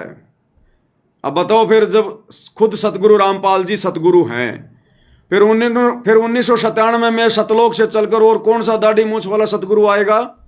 क्या सतगुरु भी 2 होते हैं क्या, 3 होते हैं क्या। एक तो आदरणीय राम देवानंद जी हो गए सतगुरु, एक सतगुरु रामपाल जी हो गए सतगुरु, और एक 1997 में दाढ़ी मूंछ वाले कबीर जी हो गए सतगुरु। अरे भगवान भी 3 होते हैं क्या। तो क्या कह रहे हैं गुरुदेव भगवान, क्लियर कर रहे हैं परमात्मा, ध्यान से सुनिएगा। कौन ब्रह्मा का पिता है, ये 18 पुराण पढ़ते हैं, आज तक ये नहीं मालूम कि कौन ब्रह्मा का पिता है, कौन विष्णु की मां, शंकर का दादा कौन है। कोई तो जो बता। अब तो सभी बता देंगे, क्योंकि ये ज्ञान इस दास के द्वारा परमात्मा ने प्रकट करवा दिया। लेकिन आज से, जब से ये दास ये कथा सुनाने लगा है, सत्संग करने लगा, उससे पहले का कोई व्यक्ति बता के दिखा दो, हम मान जाएंगे वो कोई। क्या कह रहे हैं गुरुदेव? कौन ब्रह्मा का पिता है, कौन विष्णु की मां, शंकर का दादा कौन है, हमको दे बता। तो सतगुरु रामपाल जी कह रहे हैं कि अब तो हर कोई बता देगा, क्योंकि दास 1993 से बता रहा है, समझा रहा है, अब तो हर कोई बता देगा। लेकिन गुरुदेव कह रहे इस दास से पहले का कोई व्यक्ति, कोई संत बता के बताओ, एक का भी नाम बताओ जिसको पता हो कि ब्रह्मा का पिता कौन है, विष्णु की माता कौन है, शंकर का दादा कौन है। क्या कह रहे हैं गुरुदेव? शब्दों पे ध्यान देना। इस दास से पहले का कोई संत बताओ। तो सतगुरु रामपाल जी से पहले वाले संत तो भाई उनके गुरुजी थे। अरे सतगुरु रामपाल जी से पहले तो उनके गुरुजी थे ना संत। तो गुरुजी ने तो उनको भी रिजेक्ट कर दिया कि इससे पहले का कोई संत बताओ, तब हम मान जाएंगे। और सतगुरु ने कह दिया तो कह दिया, फिर कोई नहीं हो सकता। तो क्लियर कर दिया गुरुदेव ने कि इस दास से पहले का कोई संत बताओ जो ये बातें जानता हो, जो ये तत्व ज्ञान जानता हो। तो गुरुदेव ने खुद अपने गुरुजी को भी रिजेक्ट कर दिया, क्योंकि गुरुजी से पहले तो संत उनके गुरुजी थे ना, उनको भी रिजेक्ट कर दिया ये कह के कि इस दास से पहले का कोई संत बताओ, हम मान जाएंगे। अब बताओ भाई और बहनों, फिर दादा गुरुजी के पास में सार नाम कहां से आ गया, सार शब्द कहां से आ गया? भाई जिनको ज्ञान संपूर्ण नहीं, जिनको ज्ञान पूरा नहीं, उनके पास में सार शब्द कहां से आ जाएगा? इसलिए दास बार बार कहता है, हमारे दादा गुरुजी को स्वयं सतगुरु रामपाल जी ने सार नाम दिया, सार शब्द दिया। उनके पास में नहीं था सार नाम, सार शब्द। जो गुरुदेव अपने आप को छुपा के कहते हैं ना कि मेरे पूज्य गुरुदेव जी ने मुझे सार नाम दिया, अरे उनको तो ज्ञान भी पूरा नहीं था, खुद गुरुजी रिजेक्ट कर रहे हैं। और जिसके पास ज्ञान पूरा नहीं हो उसके पास में सार नाम कहां से आ जाएगा? तो ये परमात्मा स्वयं सार शब्द है। इनको किसी से सार शब्द लेने की जरूरत नहीं पड़ती, ये स्वयं जगत गुरु है। अरे हम गुरु जी को जगत गुरु कहते हैं ना, तो जगत गुरु कौन होता है? जगत गुरु वो नहीं होता जो किसी को गुरु बना के पहले ज्ञान ले, फिर आगे ज्ञान समझाए और जगत गुरु की उपाधि प्राप्त करे। फिर वो काहे का जगत गुरु? अरे फिर काहे का जगत गुरु?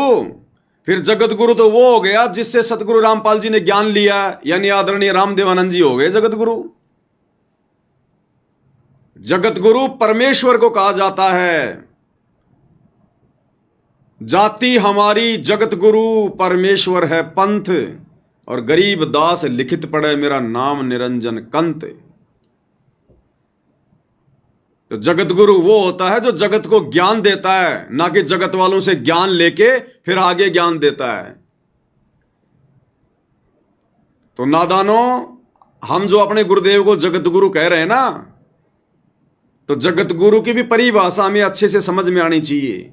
जगत गुरु कभी किसी को गुरु बना के उससे ज्ञान लेके फिर आगे जगत गुरु नहीं कहलाता। इससे स्पष्ट होता है कि सतगुरु रामपाल जी ने केवल अपना मुंह बोला गुरु बनाया था उनको, आदरणीय रामदेवानंद जी को। उनके पास में कोई सार नाम, कोई सार शब्द नहीं था। उनको तो खुद सार नाम की भूख थी, भूख। सतनाम भी नहीं था उनके पास में, सतनाम भी। उनको सतनाम भी सतगुरु रामपाल जी ने दिया।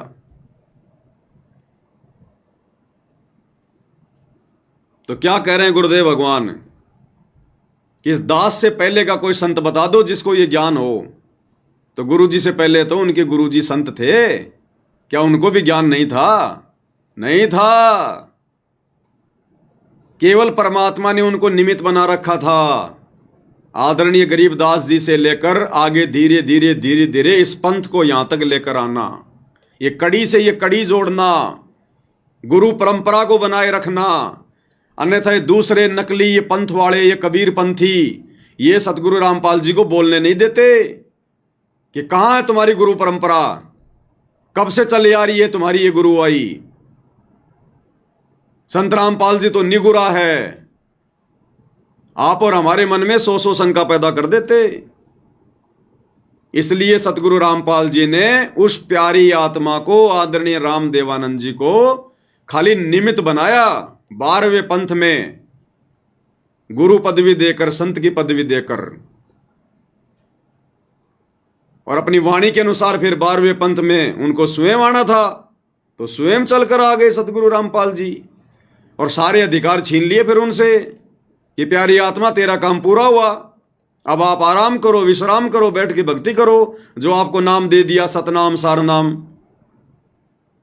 अरे गुरुदेव ने कहा ना कि सन 1994 से पहले इस दास ने एक आदि आत्मा को सार नाम दिया था।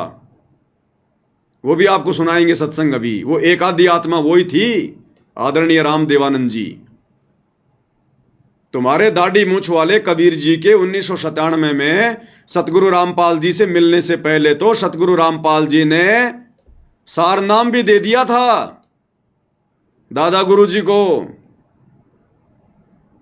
वो आगे दिखाएंगे आपको, पहले ये सुनो इसमें क्या कह रहे हैं गुरुदेव कि कौन ब्रह्मा का पिता है, कौन विष्णु की मां, शंकर का दादा कौन है, हमको दे बता।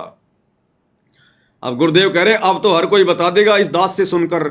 इस दास से पहले का कोई संत बताओ तो मान जाएंगे हम। तो दादा गुरु जी भी रिजेक्ट कर दिए गुरुदेव ने, रिजेक्ट, कि उनको भी मूल ज्ञान नहीं था। संत था यहाँ पर। कौन ब्रह्मा का पिता है, ये 18 पुराण पढ़ते हैं, आज तक ये नहीं मालूम कि कौन ब्रह्मा का पिता है, कौन विष्णु की मां, शंकर का दादा कौन है। कोई तो जो बता। अब तो सभी बता देंगे क्योंकि ये ज्ञान इस दास के द्वारा परमात्मा ने प्रकट करवा दिया। लेकिन आज से जब से ये दास ये कथा सुनाने लगा है, सत्संग करने लगा, उससे पहले का कोई व्यक्ति बता के दिखा दो, हम मान जाएंगे वो कोई संत था यहाँ पर। न तो ये सा संत था केवल परमात्मा को छोड़ के, जो कबीर परमात्मा आए थे, या उनसे सीधे संबंधित संत। जैसे क्या कह रहे हैं गुरुदेव, उस कबीर परमात्मा को छोड़कर और उनसे मिले हुए जो संत हैं उनको छोड़कर। और गुरुदेव कह रहे 7 संतों मुझे ध्यान है, 7 संतों का तो मेरे पास में प्रमाण है जिनको कबीर जी मिले, ये मूल ज्ञान दिया। और उन 7 संतों में दादा गुरु जी का नाम नहीं है, आदरणीय राम देवानंद जी का नाम नहीं है। और देखना कितना बड़ा भाई और बहनों आज की वीडियो में निष्कर्ष निकलेगा, और यह दृढ़ विश्वास होगा हम आत्माओं को कि कबीर केवल धरती पर सतगुरु रामपाल जी हैं, दूसरा कोई कबीर किसी ब्रह्मांड में, सतलोक में कहीं नहीं है। अगर वहां भी कोई बैठा है तो सतगुरु रामपाल जी ही बैठे हैं, क्योंकि अनंत कोटि कलाओं के स्वामी है। तो क्या कह रहे हैं गुरुदेव, आज से पहले का कोई संत बताओ। फिर गुरुदेव कह रहे हैं या तो कबीर परमात्मा स्वयं आए थे, उनको पता था, या उनसे परिचित जो संत थे उनको पता था। और उन संतों में दादा गुरु जी का नाम नहीं है।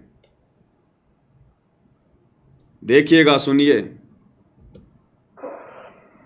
7 संतों के बारे में दास को मालूम है, उनको छोड़कर किसी को ये तत्व ज्ञान नहीं था। गुरुदेव कह रहे 7 संतों का नाम दास को याद है, उनको छोड़कर किसी को तत्व ज्ञान नहीं था।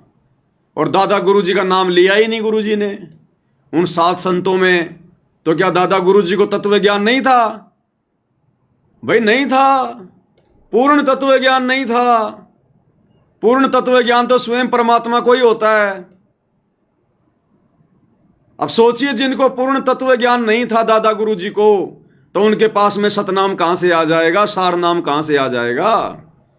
तो दादा गुरु जी को सतनाम और सारनाम अरे हमें गुरुदेव ने बताया ना विशेष संदेश में कि मेरे पूज्य गुरुदेव जी ने मुझे प्रथम नाम दिया और 7 दिन के अंदर अंदर फिर मुझे सतनाम दे दिया। तो दास पहले भी आपको ये बातें बोल चुका है कि वो प्रथम नाम और 1 सप्ताह के अंदर सारनाम दादा गुरु जी ने संत रामपाल जी को नहीं दिया, संत रामपाल जी ने दादा गुरु जी को दिया था। पहले प्रथम नाम और उसके 1 सप्ताह के अंदर उनको शतनाम दे दिया था, क्योंकि वो उनकी अच्छी आत्मा थी, प्यारी आत्मा थी। इस मार्ग में उन्होंने भूमिका निभाई थी एक संत की। तो सतगुरु रामपाल जी ने 1 सप्ताह के अंदर अंदर प्रथम नाम और शतनाम ये दादा गुरु जी को दिया था, ना कि दादा गुरु जी ने सतगुरु रामपाल जी को दिया था। ये कबीर मार्ग भाई और बहनों उल्टा चलता है, उल्टा। कबीर का ज्ञान अटपटा और झटपट समझ में ना आए, और जिसको झटपट समझ में आ जाए उसकी सारी खटपट निकल जाए। ये इतना जल्दी समझ में नहीं आता। तो वो शतनाम और प्रथम नाम संत रामपाल जी ने अपने गुरु जी को, मुंह बोले गुरु जी को, 1 सप्ताह के अंदर अंदर दिया था। अब उन 7 संतों का नाम बताया जा रहा है जो परमात्मा से परिचित थे, जिनको तत्व ज्ञान था। उसमें दादा गुरु जी का नाम नहीं है। तो मालूम है उनको छोड़कर किसी को ये तत्व ज्ञान नहीं था। वो कौन कौन है? आदरणीय धर्मदास साहिब जी, आदरणीय गरीबदास साहिब जी, आदरणीय दादू साहिब जी, आदरणीय मलुक साहिब जी, आदरणीय गीसा साहिब जी, आदरणीय नानक साहिब जी और आदरणीय गरीबदास साहिब जी। ये 7 संत, इससे इनकी वाणी में प्रमाण है। अन्य किसी भी संत की अपने अनुभव की बुक में कोई तत्व ज्ञान नहीं है। बताओ, दादा गुरु जी तो फेल हो गए। दादा गुरु जी को तो तत्व ज्ञान था ही नहीं, गुरु जी ने रिजेक्ट कर दिया। उनको तो कबीर जी भी नहीं मिले। जैसे कि दाढ़ी मूछ वाले कबीर जी गरीबदास जी को मिले, धर्मदास जी को मिले, मलुक दास जी को मिले, दादू दास जी को मिले, गीसा दास जी को मिले, नानक जी को मिले, और हमारे दादा गुरु जी को तो कबीर जी भी नहीं मिले, दाढ़ी मूछ वाले। भाई मिलना चाहिए था ना, इतनी अच्छी आत्मा थी, 12वें पंथ का गुरु था, भगवान ने एक बार तो दर्शन देना चाहिए था ना। लेकिन अपने एक सत्संग में गुरु जी कह रहे हैं एक शब्द में कि कबीर जी आदरणीय रामदेवानंद जी को भी मिले, और वैसे कोई प्रमाण है ही नहीं कहीं। अब कैसे मिले कबीर जी, कब मिले कबीर जी दादा गुरु जी को? अब वो शब्द लेंगे भाई और बहनों हम परमात्मा का। अब उस शब्द के माध्यम से क्लियर होगा कि कबीर जी कब और कैसे आदरणीय रामदेवानंद जी को मिले। क्योंकि गुरु जी ने शब्द में लिखा है तो झूठ नहीं हो सकता, और वैसे गुरु जी ने कभी बताया नहीं, कोई प्रमाण नहीं कि कबीर जी आदरणीय रामदेवानंद जी को मिले।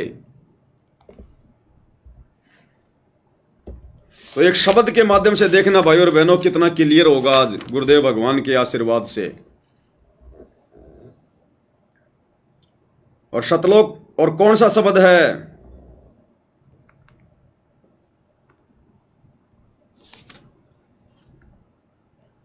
शब्द है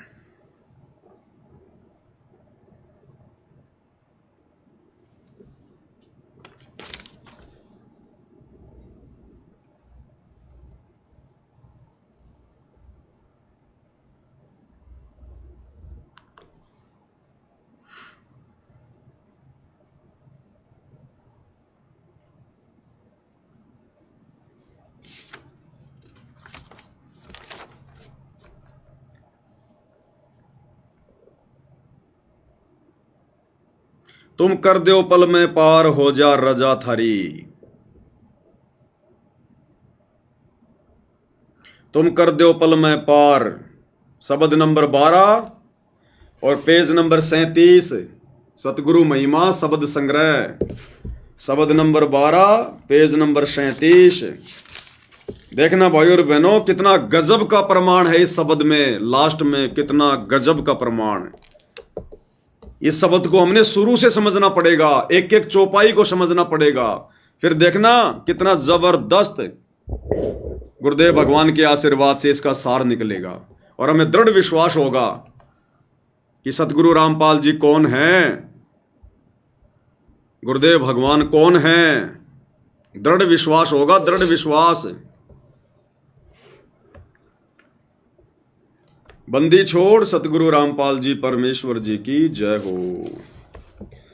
तुम कर दो पल में पार, हो जा रजा थारी। तुम कर दो पल में पार, हो जा रजा थारी। हो रजा थारी महाराज, हो जा मेरे थारी महाराज। हो जा रजा थारी। तुम कर दो पल में पार, हो जा रजा थारी। तुम कर दो पल में पार, हो जा रजा थारी। किसकी रजा? कबीर परमेश्वर की रजा। कौन पार कर दे एक पल में? कबीर परमात्मा। अब कैसे रजा हुई परमात्मा की? अब प्रत्येक चौपाई में भाई और बहनों किसने वो कार्य किया, किसने वो रजा करी? कबीर भगवान ने। भले आप दाढ़ी मूछ वाले को ही कबीर जी मान के चलो, प्रत्येक चौपाई में जो गुरुदेव भगवान ने लिखी है, बोला है, ये सतगुरु रामपाल जी का बनाया गया शब्द है, ये गरीबदास जी का नहीं है, कि ये कबीर जी का नहीं है। और इसके लास्ट वाली चौपाई में निर्णय होगा कि सतगुरु रामपाल जी कौन है। काल कष्ट से जीव दुखी, सुन मन तुमरे तृष आया के नाम। सत्यलोक को छोड़ के सतगुरु काल लोक में आया के ना। भाई काल कष्ट से जीव दुखी, सुन मन तुमरे तृष आया के ना। सत्यलोक को छोड़ के सतगुरु काल लोक में आया के ना। तपत शिला पे जीव जड़े थे, उनको देख दुख पाया के ना। वहाँ खूब हुई तकरार, निरंजन गैल थारी। वहाँ खूब हुई तकरार, निरंजन गैल थारी। तुम कर दो पल में पार, हो जा रजा थारी। तुम कर दो पल में पार, हो जा रजा थारी। पहली चौपाई, काल कष्ट से जीव दुखी, सुन मन तुमरे तृष आया के ना। कि इस काल के लोक में जीवों को दुखी देखकर परमात्मा आपको पीड़ा हुई या नहीं हुई? तो काल लोक में हम जीवात्माओं को दुखी देखकर किसको पीड़ा हुई? कबीर जी को पीड़ा हुई। और सत्यलोक को छोड़ के सतगुरु काल लोक में आया कि ना। फिर सतलोक को छोड़ के काल लोक में कौन आया? कबीर जी। प्रत्येक चौपाई में कबीर की महिमा है, ध्यान रखना भाई और बहनों। तपतशिला पर जीव जड़े थे, उनको देख दुख पाया कि ना। तपतशिला पर अपनी आत्माओं को काल के द्वारा भूनकर खाता हुआ देखकर, और फिर कौन आया, कौन दुखी हुआ? कबीर जी। और वहां खूब हुई तकरार, निरंजन गैल तेरी। और निरंजन यानी काल के साथ में तकरार किसकी हुई? कबीर जी की। दूसरी चौपाई, प्रथम आए बर्मा लोक में, बर्मा जी समझाया के ना। विष्णु जी को शरण में लेके चरणों के मालाया के नाम। प्रथम आए ब्रह्मा लोक में ब्रह्मा जी समझाए के ना। विष्णु जी को शरण में लेके चरणों के मालाए के नाम। शिव शंकर को शिष्य बना के सोहम नाम सुनाया के ना। थारी खूब हुई तकरा जयकार पहुँचे शिवपुरी। थारी खूब हुई जयकार पहुँचे शिवपुरी। तुम कर दो पल में पार हो जा रजा थारी। तुम कर दो पल में पार हो जा रजा थारी। प्रथम आए ब्रह्मा लोक में ब्रह्मा जी को समझाया के ना। तो ब्रह्मा जी के लोक में ज्ञानी ऋषि का रूप बनाकर ब्रह्मा जी को समझाने के लिए कौन आए थे? कबीर जी। विष्णु जी को शरण में लेके चरणों के मां लाया के ना। फिर विष्णु जी को हरियम नाम दे के अपना शिष्य किसने बनाया? कबीर जी ने। ये सारी महिमा कबीर जी के, ध्यान रखना भाई और बहनों। यानी जो जो घटनाएं घटी वो कबीर जी ने आके वो घटनाएं घटित किया नहीं की। शिव शंकर को शिष्य बना के सोहम नाम सुनाया के ना। फिर शंकर जी के लोक में गए कौन? कबीर जी। शंकर जी को सोहम नाम देकर अपना शिष्य किसने बनाया? कबीर जी ने। थारी खूब हुई जयकार पहुंचे शिवपुरी। फिर शंकर भगवान ने शिवपुरी में कबीर परमेश्वर जी के पहुंचने के बाद में उनके जय जयकार किया नहीं की? किसकी? कबीर जी की। अगली चौपाई। लहर तारा में कमल के फूल पे बालक बन दिखलाया के नाम। नीरो नीमा गए नहान को वहां जुलाह को पाया के ना। लहर तारा में कमल के फूल पे बालक बन दिखलाए के ना। नीरो नीमा गए नहान को वहां जुलाह को पाए के नाम। काजी आए नाम धरण ने नाम कबीर धरवाया के ना। तुम पूर्ण ब्रह्म करतार बन गे कबीर हरि। तुम पूर्ण ब्रह्म करतार बन गे कबीर हरि। तुम कर दो पल में पार हो जा रजा थारी। तुम कर दो पल में पार हो जा रजा थारी। लहर तारा में कमल के फूल पे बालक बन दिखलाया के ना। तो लहर तारा तालाब में 650 साल पहले कमल के फूल पर शिशु रूप में बालक बनकर किसने दिखाया? कबीर जी ने। और नीरू नीमा गए नहान को वहां जुलाए को पाया के ना। और नीरू नीमा को शिशु रूप में कौन प्राप्त हुए? कबीर जी। काजी आए नाम धरण ने नाम कबीर दरवाया के ना। काजी किसका नाम रखने आए थे? किसका नामकरण करने आए थे? कबीर जी का। तुम पूर्ण ब्रह्म करतार बन गए कबीर हरि। कौन? स्वयं कबीर जी। अगली चौपाई क्या कहती है?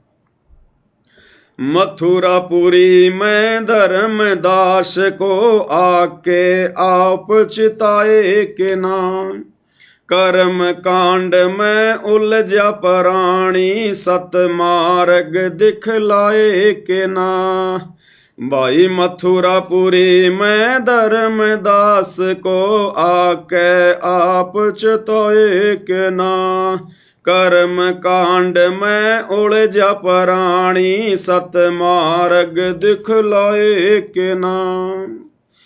ब्रह्मांड 21 ये काल राज ये राज काल का न्यो सुन के धड़का खाए के ना।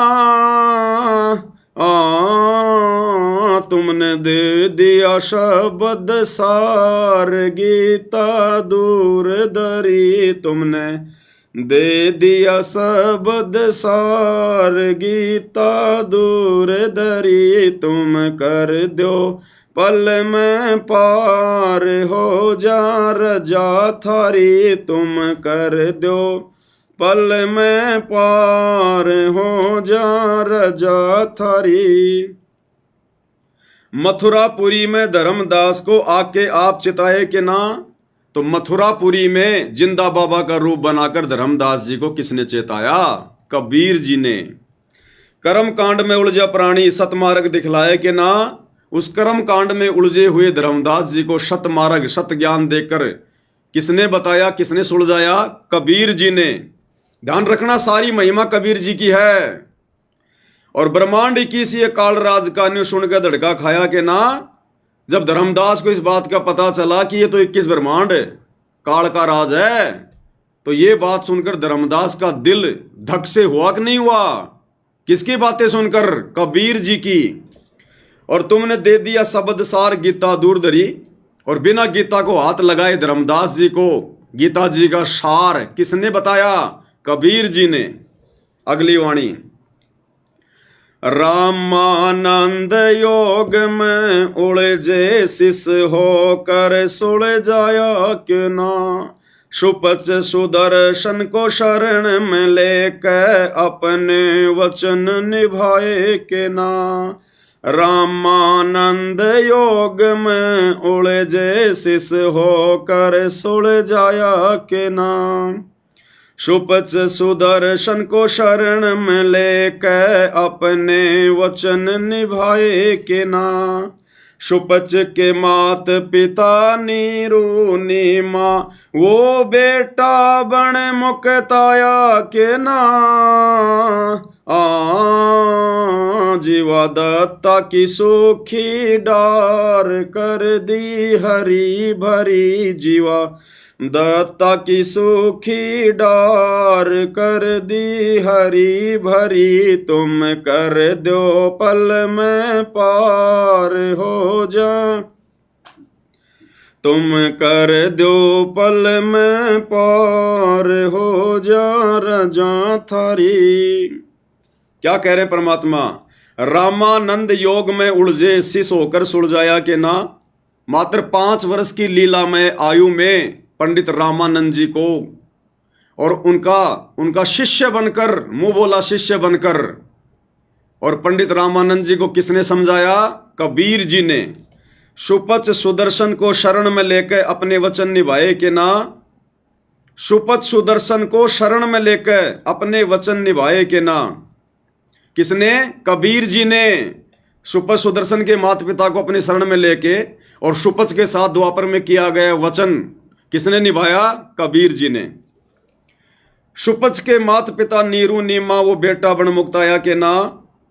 सुपच सुदर्शन के माता पिता ही इस कलयुग में, कलयुग के प्रथम चरण में नीरू नीमा के रूप में आए थे। तो वो अपना वचन जो सुपच को दिया था द्वापर में कि तेरे माता पिता को मैं जरूर पार करूंगा, अपनी शरण में लूंगा, वो वचन किसने निभाया?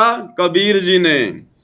और जीवा दत्ता की सूखी डार कर दी हरी भरी। अब जीवा दत्ता की गुजरात के भरूच में सूखी डार चरना अमृत डालते किसने हरी भरी करी? कबीर जी ने। सारी महिमा कबीर जी की है, ध्यान रखना। बलक बुखार में संत कैद किए आके आप छुड़ाए के ना। महल पे ऊंट और महल सरा कही सुन के चक्कर खाए के ना। बलक बुखार में संत कैद किए आके आप छुड़ाए के ना। महल पे ऊंट और महल सरा कही सुन के चक्कर खाए के ना। बांधी होकर सेज बिछाई तन 3 कोरड़े खाए के ना। तुम नर से बन गे नार ओड्या चीर जरी। तुम नर से बन गे नार, ओड्या चीर जड़ी, तुम कर दो पल में पार, हो जा रजा थारी, तुम कर दो पल में पार, हो जा रजा थारी। क्या कह रहे हैं? बलक बुखारे में संत कैद किए, आके आप छुड़ाए के ना। बलक बुखारे के बादशाह इब्राहिम सुल्तान ने 300 संतों को जेल में कैद किया हुआ था, वहां जाकर किसने छुड़ाया? कबीर जी ने। महल पे ऊंट और महल सरा कही, सुन के चक्कर खाए के ना। जब कबीर परमात्मा एक ऊंटवान बनकर, रबारी बनकर बलक बुखारे बादशाह के महल की छत पर जाकर लठ बजाने लगे, संतरी उसे पकड़कर नीचे लेकर आए और पूछा, भाई तू कौन है? बोला, महाराज मैं रबारी हूं, ऊंट वाला हूं, मेरा ऊंट खो गया, मैंने सोचा कहीं आपकी छत पे ना गया हो। उसके बाद परमात्मा वहां से अंतर्ध्यान हो गए, बलक बुखारे को चक्कर आ गए, बेहोश हो गया। ये लीला किसने की? कबीर जी ने। बांदी होकर सेज बिछाई, तन 3 कोरड़े खाए के ना। अपनी प्यारी आत्मा इब्राहिम सुल्तान के लिए उस 9 लखे बाग में बांदी का रूप बनाकर उसकी सेज किसने बिछाई? कबीर जी ने। फिर उस सेज पर कौन लौटे? कबीर जी। 3 कोरड़े इब्राहिम सुल्तान ने बांदी रूप में किसको मारे? कबीर जी को। तुम नर से बन गए नार, ओड्या चीर जड़ी, तुम नर से बन गए नार। नर यानी इंसान से, और नार यानी औरत, यानी परमात्मा ने बांदी का रूप बनाया था। ओड्या चीर जड़ी यानी औरतों वाले वो कपड़े पहने, और इब्राहिम सुल्तान की सेज पर लेट गए बांदी बनकर, नार बनकर, औरत बनकर। कौन? कबीर जी। अगली वाणी, गरीब दास गए गऊ चरावण, वहां दूध के प्याले पिए के ना।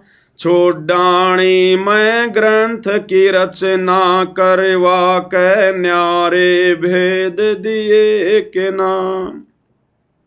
गरीब दास गए गऊ चरावण, वहां दूध के प्याले पिए के ना।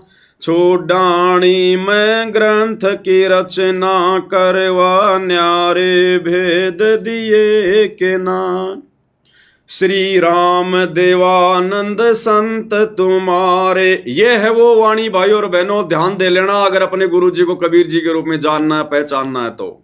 श्री राम देवानंद संत तुम्हारे, अपनी शरणा लिए के ना।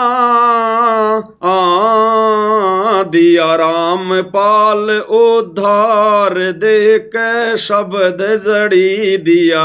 राम पाल उद्धार, दे के शब्द जड़ी, तुम कर दो पल में पार। हो जा रजा तेरी, तुम कर दो पल में पार। हो जा रजा थारी। गरीबदास जी गए गऊ चरावण, वहां दूध के प्याले पिए के ना। गरीबदास जी 10 साल की उम्र में छुडानी के खेतों में, उस नड़ा नाम के खेत में अपनी गाय चराने गए थे। वहां पर दूध के प्याले किसने पिए? कवारी गाय से निकलवा कर कबीर जी ने। ध्यान रखना, सारी महिमा कबीर जी की हो रही है। छुडानी में ग्रंथ की रचना, करवा के न्यारे भेद दिए के ना। छुडानी में गरीबदास जी के रूप में कौन आए थे जिन्होंने ग्रंथ की रचना करवाई, न्यारे न्यारे भेद दे दिए, 5वां सूक्ष्म वेद लिखवा दिया? कबीर जी ने। और लास्ट में क्या कह रहे हैं परमात्मा? क्योंकि हर वाणी में कबीर जी ने सारी भूमिका निभाई। अब लास्ट की वाणी क्या कह रही है? श्री राम देवानंद संत तुम्हारे, अपनी शरणा लिए के ना। कि हे कबीर भगवान, हे दाढ़ी मूछ वाले कबीर भगवान, श्री राम देवानंद संत तुम्हारे, यानी 12वें पंथ के गुरु राम देवानंद जी तुम्हारे संत थे, तुम्हारे द्वारा भेजे गए, तुम्हारे द्वारा 12वें पंथ का गुरु बनाया गया। और अपनी शरणा लिए के ना। आपने उनको अपनी शरण में लिया कि नहीं लिया? तो श्री राम देवानंद जी संत तुम्हारे, अपनी शरणा लिए के ना। तो बताओ भाई, कबीर जी ने संत राम देवानंद जी को कब अपनी शरण में लिया?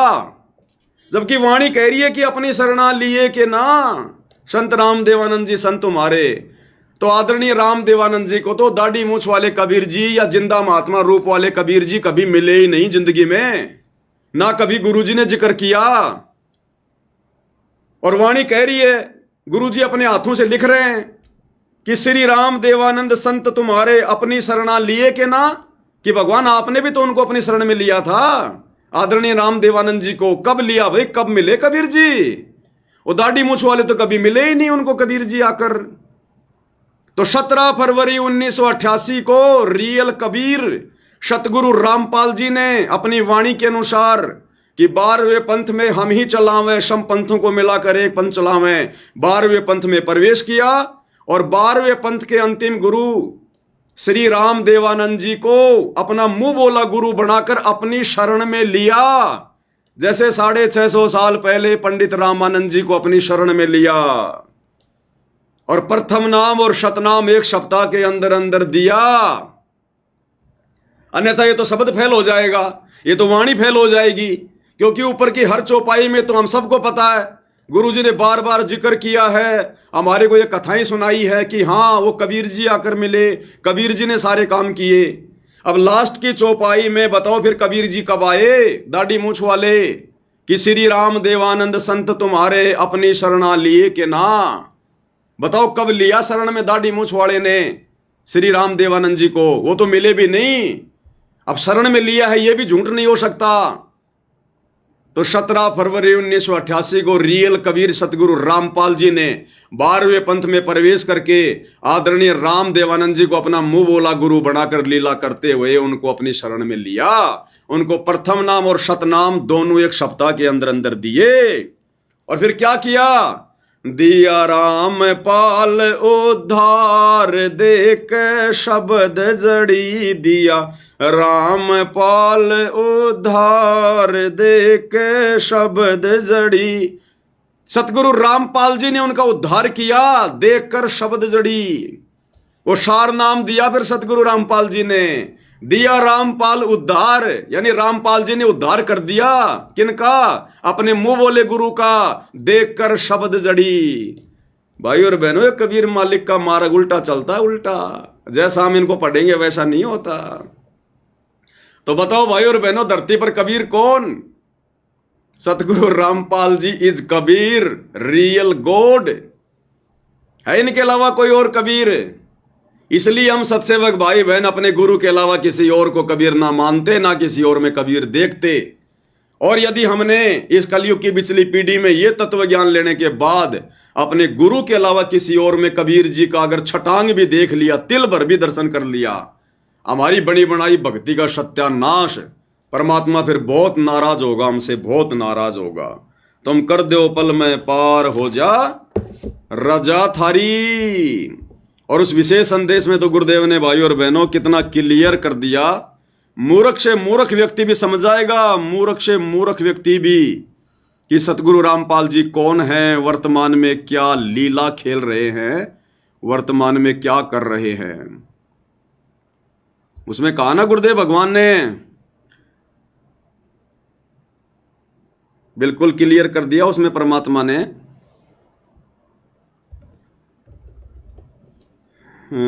वो कौन सा सत्संग था? 75 नंबर का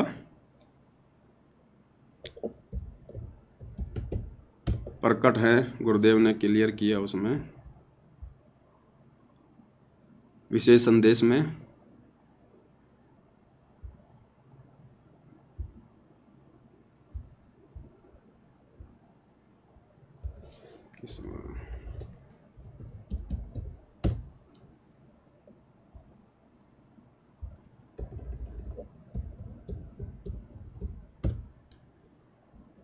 ये देखो, बिल्कुल क्लियर कर दिया गुरुदेव ने, बिल्कुल क्लियर। कह रहे वो परमात्मा गरीबदास जी के समय आए थे और भाई अब तुम्हारे सामने प्रत्यक्ष प्रकट है, पहचान सको तो पहचान लेना। तो क्या बताते हैं? उत्तर दक्षिण पूर्व पश्चिम फिरता दाने दाने लो, और सर्व कला सतगुरु साहिब की। हरि आए हरियाणे। गरीबदास जी के समय आए थे रिबा रे भाई प्रगट सामने थारे, पहचाने जात पहचान लियो। गरीबदास जी के समय आए थे रिबा रे भाई प्रगट सामने थारे, पहचाने जात पहचान लियो। गरीबदास जी के समय आए थे रिबा रे भाई प्रगट सामने थारे, पहचाने जात पहचान लियो। गरीबदास जी के समय आए थे। कौन आए थे गरीबदास जी के समय? जिंदा बाबा। कौन जिंदा बाबा? कबीर जी। तो क्या कह रहे हैं गुरुदेव कि गरीबदास जी के समय आए थे भाई, और ये बारे थारे सामने प्रत्यक्ष प्रकट। अब कहां है वो जिंदा बाबा प्रत्यक्ष प्रकट? कहां है वो दाढ़ी मूंछ वाला कबीर जो गरीबदास जी का गुरु था? तो क्या गुरु जी झूठ बोल रहे हैं क्या? नहीं, अपने लिए संकेत कर रहे हैं कि गरीबदास जी के समय आए थे और ये बारे भाई थारे सामने प्रत्यक्ष प्रकट। तो वर्तमान में प्रत्यक्ष प्रकट कौन है धरती पर? दाढ़ी मूंछ वाला नहीं है, सतगुरु रामपाल जी हैं। तो कौन हुए सतगुरु रामपाल जी? गरीबदास जी के गुरु। गरीबदास जी के गुरु कौन थे? जिंदा महात्मा। जिंदा महात्मा की भूमिका कौन करता है? कबीर जी। तो कौन हुए वर्तमान में प्रत्यक्ष प्रकट? सतगुरु रामपाल जी, स्वयं कबीर परमात्मा। अब भाई और बहनों, हम गधे नहीं है जो परमात्मा बिल्कुल खुल के कह देगा कि मैं ही कबीर हूं। ये कबीर पंथी कोई 50 मुकदमे लगा देंगे, 50 मुकदमे, कि अपने आप को कबीर कह रहा है। इसलिए परमात्मा ने बहुत सोच समझ के आप और हम तक ये ज्ञान आगे ये पहुंचाना होता है। और ये फिर अनमोल तत्व ज्ञान क्यों दिया गुरुदेव ने? ये सृष्टि का सर्वश्रेष्ठ ज्ञान, मक्खन ज्ञान, ये मक्खन ज्ञान क्यों दिया गुरुदेव ने? अपनी पहचान करवाने के लिए। हम जानवर नहीं हैं, इंसान हैं, और इंसानों में भी सर्वश्रेष्ठ इंसान, सर्वबुद्धिमान इंसान, ये वैज्ञानिक राष्ट्रपति, प्रधानमंत्री, ये साइंटिस्ट वगैरह, मंगल ग्रह पे जाने वाले, ये विद्वान नहीं है। विद्वान वो है जो आध्यात्मिक ज्ञान में, जिसकी बुद्धि आध्यात्मिक ज्ञान में काम कर रही है, जिसने भगवान को पहचान लिया, भक्ति को पहचान लिया, जो अपनी आत्मा का कल्याण करवाने के लिए आगे बढ़ रहा है, वो है बुद्धिमान। अरे साइंटिस्ट बनकर भी जो गधा बनने के लिए काल की भक्ति करके आगे बढ़ रहा है, वो काहे का विद्वान है? उसके बाद भी नहीं पहचानेंगे क्या हम? तो इस कलयुग की पिछली पीढ़ी में अगर किसी ने अपने गुरु को मानुष माना, और मानुष मानने की सबसे बड़ी पहचान है गुरु के रहते सहते वर्तमान में उस दाढ़ी मूंछ वाली कबीर की मुर्दा फोटो को परमात्मा मान के पूजना, अपने घर पर दरबार में रखना, उसके आगे दंडोत करना, जोत जलाना, या घर की दीवारों पे टांग कर रखना, अपने गाड़ी घोड़ों में लगा के रखना, अपने लॉकेट में डाल के रखना, या जून में उसका कबीर प्रगट दिवस मनाना, या जरा भी उसमें आस्था रखना, जरा भी तिल भर भी अगर आस्था रही, तो वो व्यक्ति सतगुरु रामपाल जी से उपदेश लेने के बाद भी, सार नाम सार शब्द लेने के बाद भी, वो है बिल्कुल मंद बुद्धि आदमी, मां मूर्ख आदमी।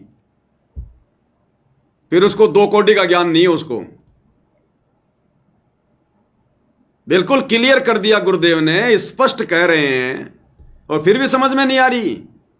इसका मतलब बुद्धि पे काल बैठा, काल, इसको कहते हैं काल प्रेरणा। काल ने कहा था ना, जाओ जोग जीत संसारा, जीव न माने कहा तुम्हारा, कि आप कितनी कोशिश कर लेना, मैं उनकी बुद्धि पे बैठा रहूंगा जो आपको परमात्मा मान के नहीं पूजेगा, जो गुरु को भगवान मान के नहीं पूजेगा, मैं उसकी बुद्धि पे बैठा रहूंगा, उसके घट में समाया रहूंगा, सदबुद्धि आने नहीं दूंगा। और वही हो रहा है भाई और बहनों, देख लो, काल ने पूरी तरह से जकड़ रखा है इन सतलोक आश्रमों से जुड़ी हुई संगत को, पूरी तरह से। तो कितनी बड़ी मेहरबानी, कितनी बड़ी दया, कितनी बड़ी विशेष रजा गुरुदेव भगवान की आप और हम सतसेवकों के ऊपर, जो गुरुदेव ने इस घोर कलयुग में अपनी पहचान करवाई, जहां धर्मदास भी चक्कर में पड़ गया था कि भगवान आपको कैसे पहचानेंगे, आप कैसे उनको पार करोगे? तो परमात्मा बोले, भाई ये मेरा काम है। जिनका वापस सतलोक जाने का समय आ जाएगा, वो मेरे संकेतों को समझने लग जाएंगे। तो आज गुरुदेव के संकेतों को कौन समझ रहा है? केवल सतसेवक भाई बहन। इसलिए भाई बहनों, ये साध संगति सतलोक के लिए गुरुदेव भगवान का ट्रेनिंग सेंटर है, और यही परमेश्वर का यथार्थ 13वां कबीर पंथ है। यानी जो भक्ति विधि परमात्मा आप और हम सभी दो कोटि के जीवों से करवा रहे हैं, स्वयं को परमेश्वर मनवाकर, आने वाले समय में पूरा विश्व यदि इसी प्रकार से करेगा तो मुक्ति प्राप्त करेगा, और कोई जरिया नहीं है दूसरा। और आप और हम भाई बहन समय रहते, समय से पहले परमेश्वर को समझ गए, उन्हीं के आशीर्वाद से। बाकी तो हम भी दो कोटि के जीव हैं, इस भगवान को कोई पहचान नहीं सकता जब तक ये भगवान खुद अपनी रजा ना करे। और रजा उन्हीं पे करेगा जिनका भाई धर्मराज के कागजों में अब की बार लास्ट जन्म होगा, अंतिम जन्म होगा, उन्हीं पे रजा होगी। ये दिमाग इतना उन्हीं का खुलेगा, नहीं तो काल ने बिल्कुल पता नहीं हजारों ताले लगा रखे बुद्धि के, हजारों ताले, एक खोल लोगे, दो खोल लोगे, 10 खोल लोगे, हजारों कैसे खुलेंगे। तो भाइयों बहनों, बहुत बड़ी रजा, बहुत बड़ी मेहर है, और ये मेहर इसी प्रकार से हम बना के रखें गुरुदेव भगवान की अपने शीश पर, तब बात बनेगी। तो भाइयों बहनों, आज की सतगुरु महिमा में केवल इतना ही। धीरे धीरे आगे बढ़ेंगे हम। तो गुरुदेव भगवान हम सबके ऊपर दया बना के रखें, मेहर बना के रखें, अपना आशीर्वाद बना के रखें। आज के वीडियो में केवल इतना ही।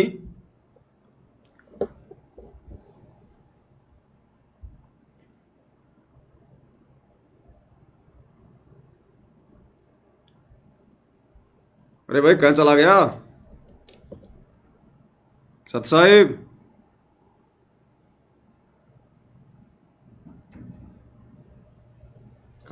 कहाँ रहते हो? पीछे चलता है। ठीक है भाई और बहनों, बंदी छोड़। सतगुरु रामपाल जी परमेश्वर जी की जय हो।